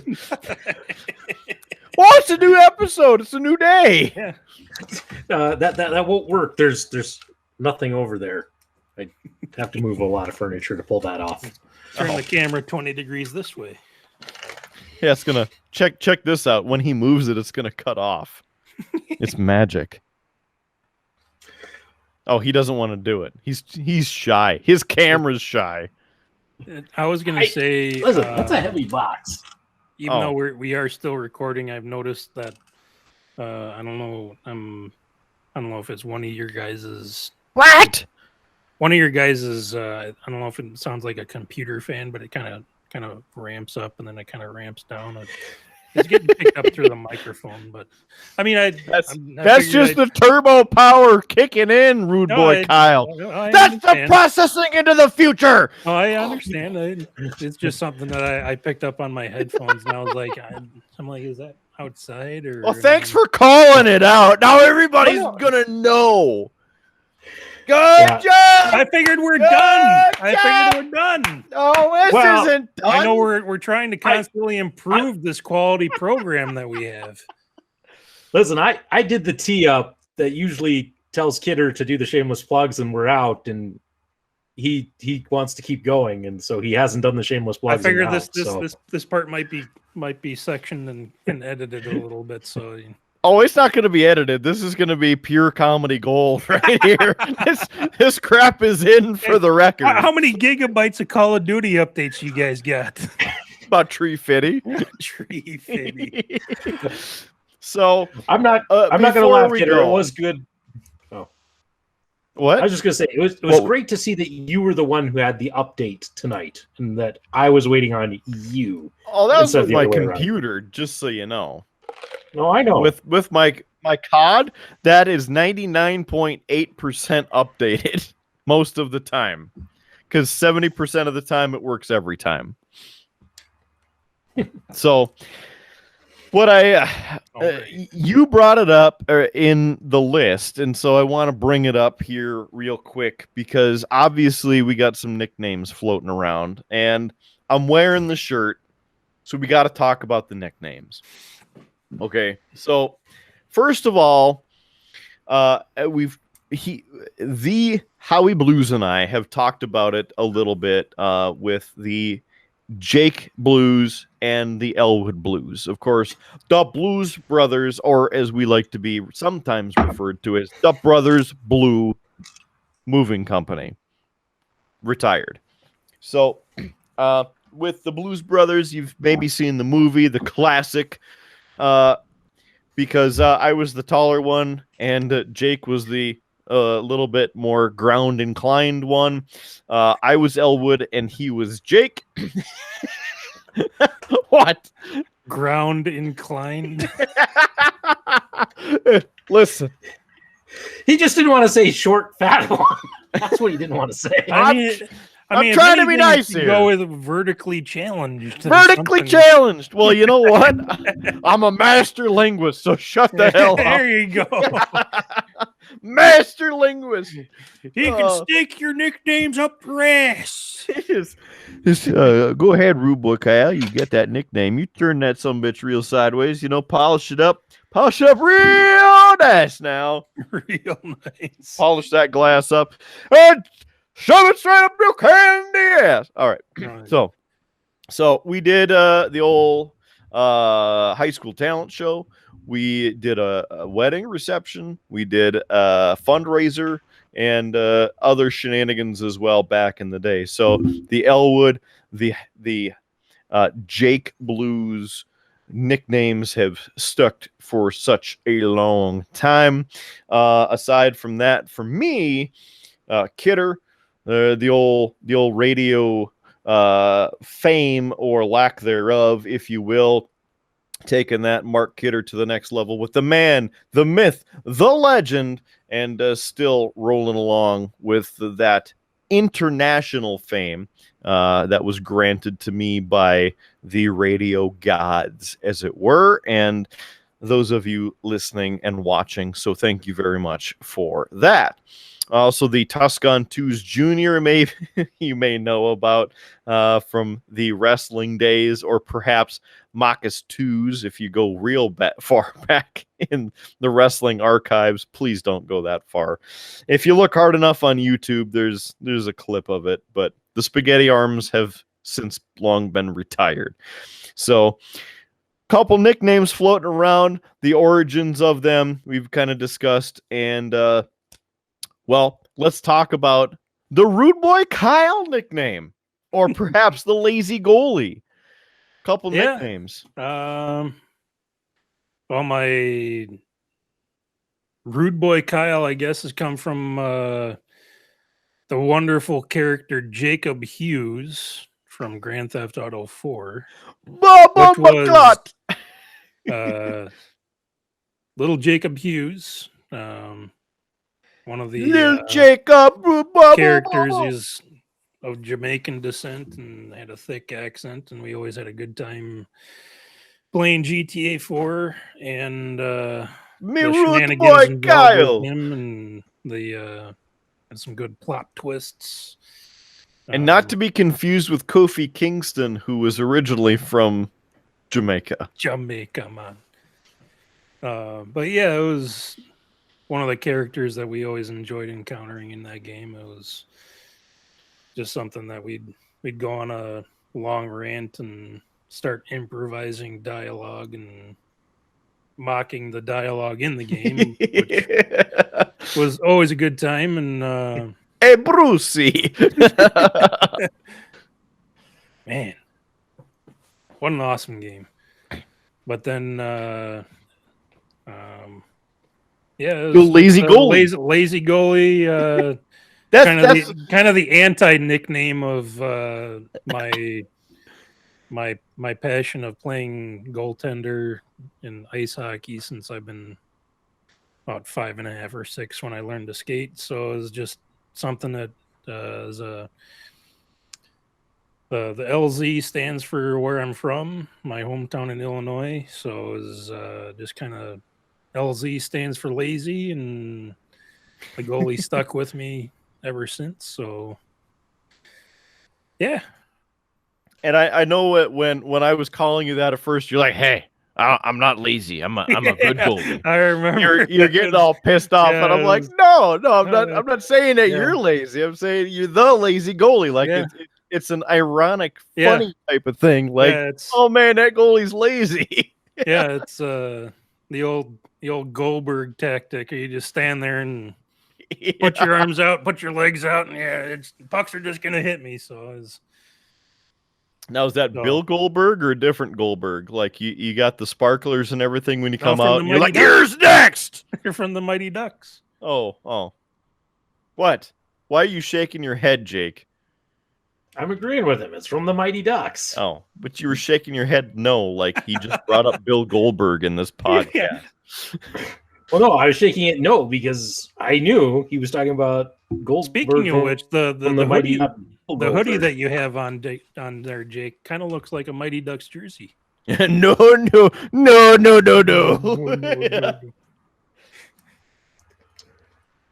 He doesn't want. He's just taking a drink. He doesn't even want to show it off. I'll drink to that. He's like, "F you, man." It's got the gold, the black, the green, the yellow. The Mighty sucks.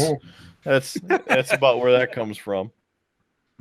I was gonna say, Kidder, I've worn this hoodie on like half of the episodes we've done. They've seen it. Well, clearly they haven't because they haven't watched any of the episodes. So no, they haven't seen it. I don't know. Are we There's talking some people who've watched? Are we talking time shift stuff right here where people have seen this stuff or have yet to see stuff? Can neither confirm nor deny these or any other allegations at this time. Listen, at tomorrow night, episode 4 launches. Okay, so there's at least 4 episodes out there. 5 if you count the bonus episode that we launched. And I'm not going to lie, Kidder, there's a whole segment in episode 2 about you giving me grief about the fact that I was wearing this same hoodie 2 times after we had kind of the leg jump. So, yeah, it's been discussed. You're saying that it's been talked about occasionally. Mm-hmm. Nah. So, they've seen it. It's nothing new. So we're glad to have you along for the ride. Yeah.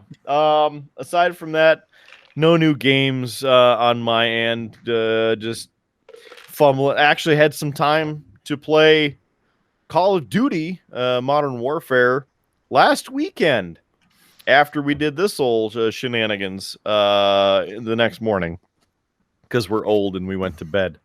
But the 3 of us got to play, so it was good. Yeah. And brother Nico, he was on there too. I'm getting Return of the Cherry Lime. It's I gotta say that it's a different than last week's experiment beer, but I don't know. I need another beer to wash that down tonight. But any final thoughts from the gentleman from Iowa? Well, it was good to be back for another episode. I'm thinking hopefully the next time I'll find maybe another game or two to talk about. If I'm fortunate to be invited back. Don't make any assumptions here. But yeah, it was a good time. It was good to talk about wrestling since I haven't thought about it in since 2008, 2009. So it's just interesting to hear the ins and outs, and occasionally I'll turn it on for 5-10 minutes, and sometimes it'll grab your attention. Sometimes you watch something else, but good to talk wrestling, good to talk games, good to talk hockey. Looking forward to whoever makes it to the playoffs. I'll be rooting for the Avs. Since they've already clinched. Hell yeah! And I got my fingers crossed for whatever's happening for the Hawks in the future and the rest of this year. And so, yeah, thank you guys. Hell yeah! It's been a pleasure. Since you brought it up, crossing the fingers, for the Hawks' futures and whatnot, that seems to bring up a quick memory of a trip to Minneapolis back in 2013. Yeah. Where I took a trip to the east, and good old Rudeboy Kyle took a trip to the north. We met at the crossroads in Minneapolis and St. Paul. Mm-hmm. Stayed at the old 5-star Foo Inn. the French 4-star hotel that was found on the discount website for what, like $90 a night. It was you pay for the lobby. Yeah, you pay for the French greeting. Yeah, buongiorno, and we're like, buongiorno. Hi, it's French. Hello. And we had a good time. It was the Avalanche and the Wild, and I'm wearing full Avalanche gear.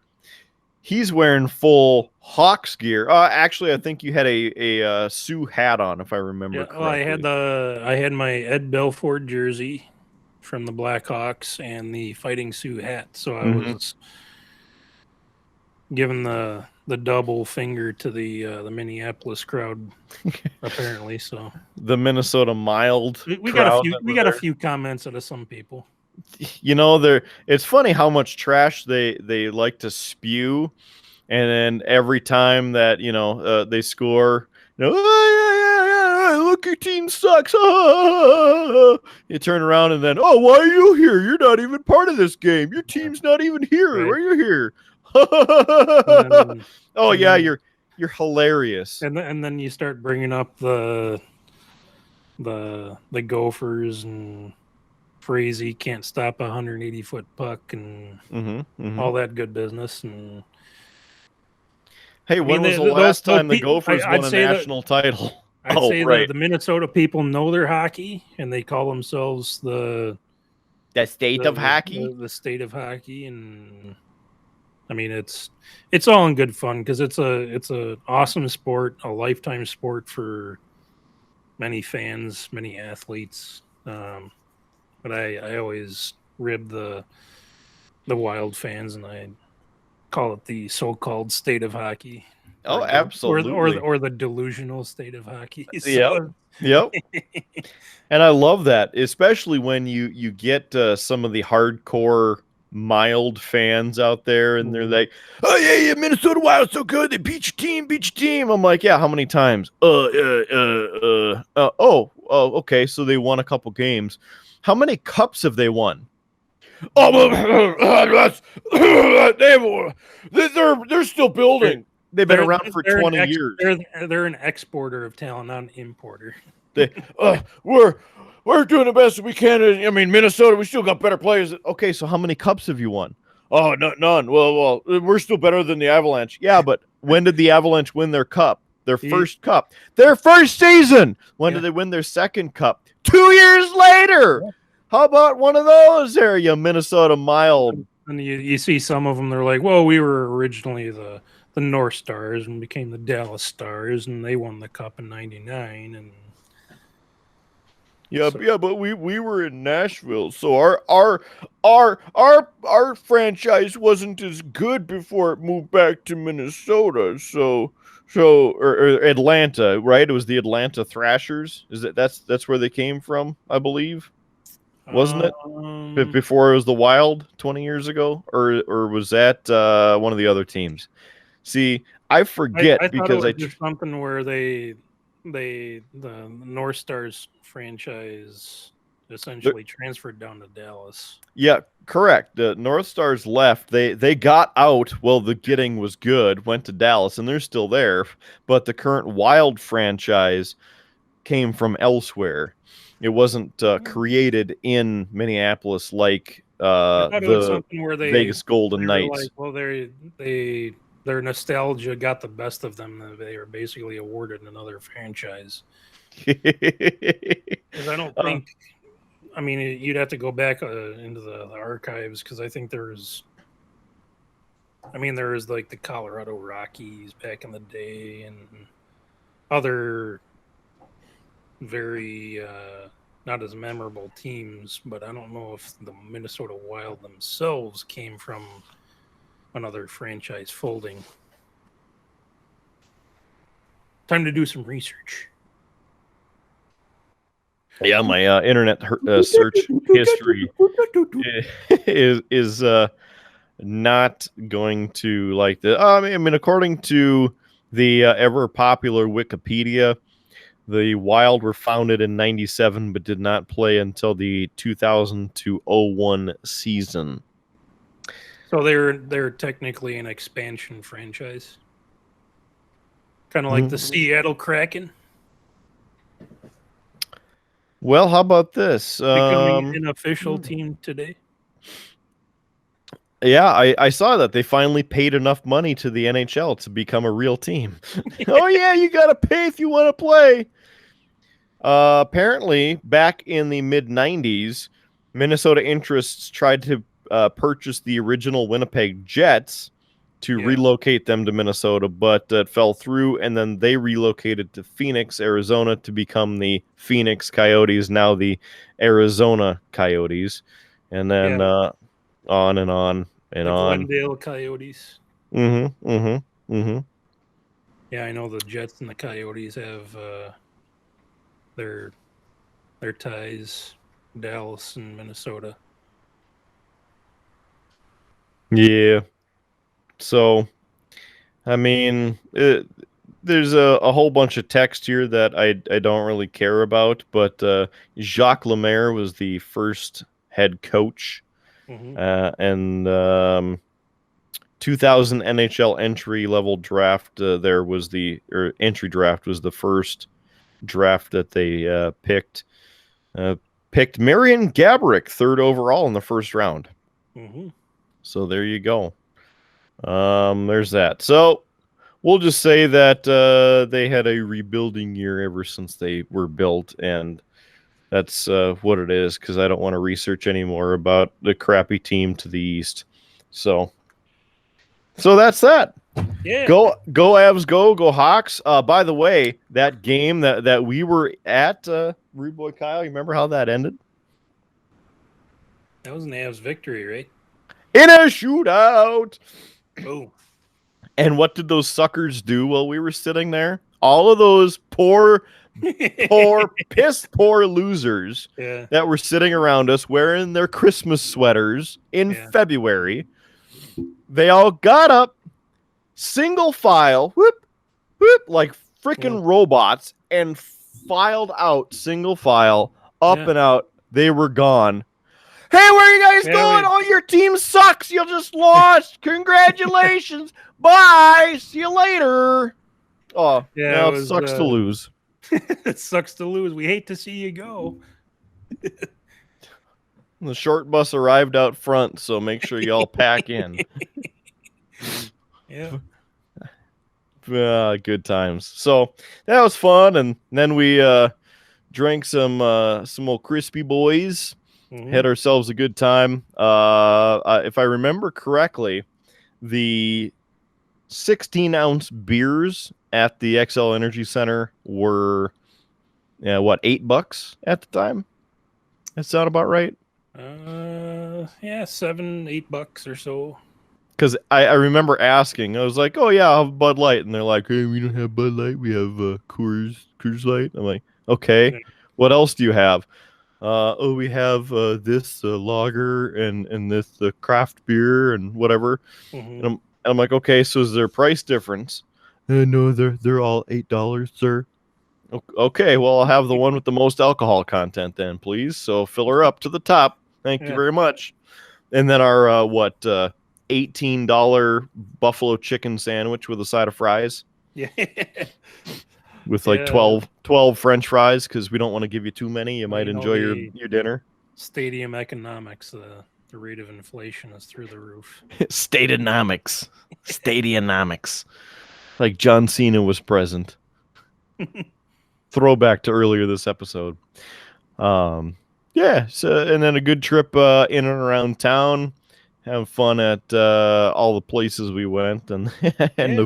the foo inn, including their poor excuse for a pizza. Must have been a French pizza, not an Italian pizza. Hey, we got scared of the oven and we forgot to cook it all the way. We Yeah, it got was scared of the medium rare pepperoni. pizza. Like, okay. Yeah, that was wonderful. But Yeah. all right. Well, that's an up down memory lane for tonight. We got to take her back to the present here. So, Yeah. Rudeboy Kyle, thanks for joining us this evening. Good to be here. Appreciate you As being always. on the show. And make sure you say hi to everybody down there in the Des Moines way. Will do.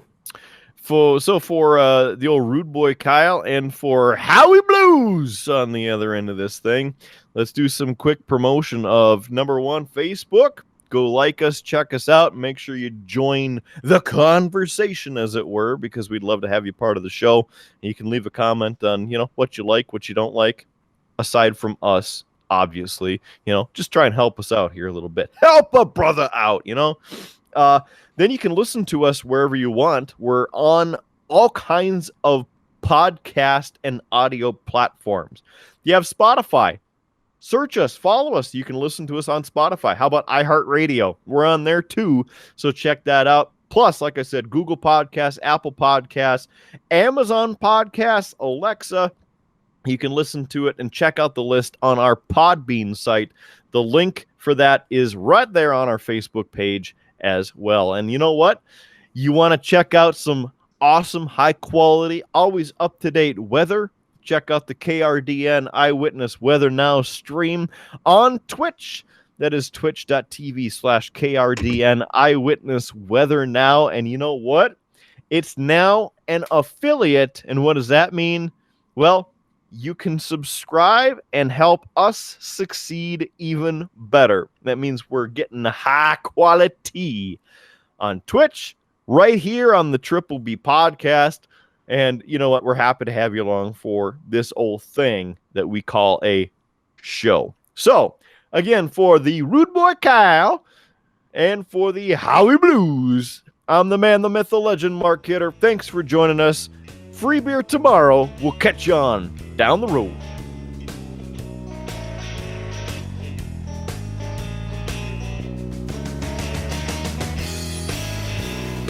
You have been listening to a UA production of Beer, Blues, and BS. If you enjoyed the show, help others find out about it by rating the show or leaving a review at your podcast listening service of choice. Thanks for listening, and may your glass never be empty.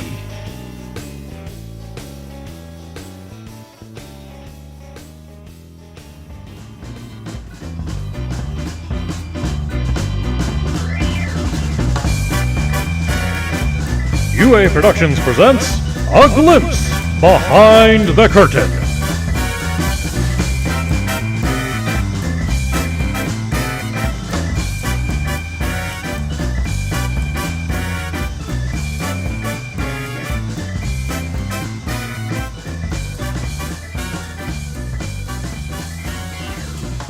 I could talk about the big box of hate behind me.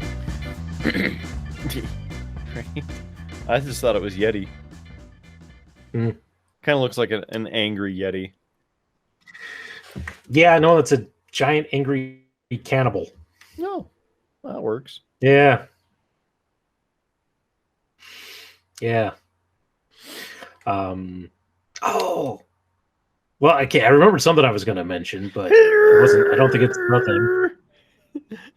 What are you doing? Trying to sleep?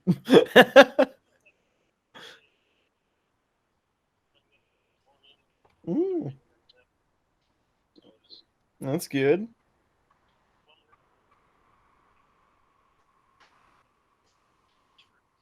Mm-hmm. You got your slow hand Luke churned custard, huh?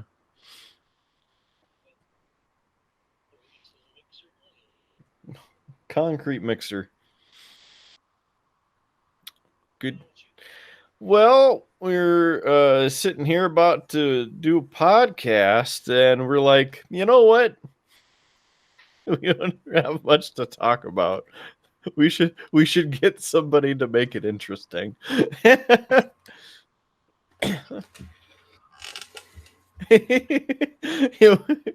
Jess goes, why did you choose Kyle then?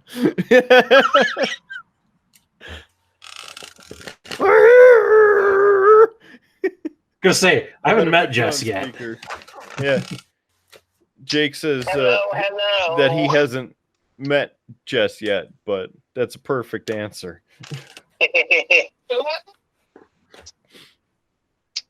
So, Cool. Who hasn't met Jess? Jaco. Oh, we were all up at your wedding. That's Oh. true. Well, Yeah. he's I thought you were talking to brother Nico, and I didn't realize you were Oh. talking to Kyle. he thought I was talking to Nick and not Kyle because Oh, it's the battle of the Jesses. See now, I'm the second most interesting person you called tonight. Or Chris I didn't know we were on the second string. most interesting. he's like, I didn't know we were on the second string. I didn't know. Here I thought that he was just having like a senior moment for a second. Calling up the backup goalie. Yeah, the lazy goalie. That's why we call him. There we go.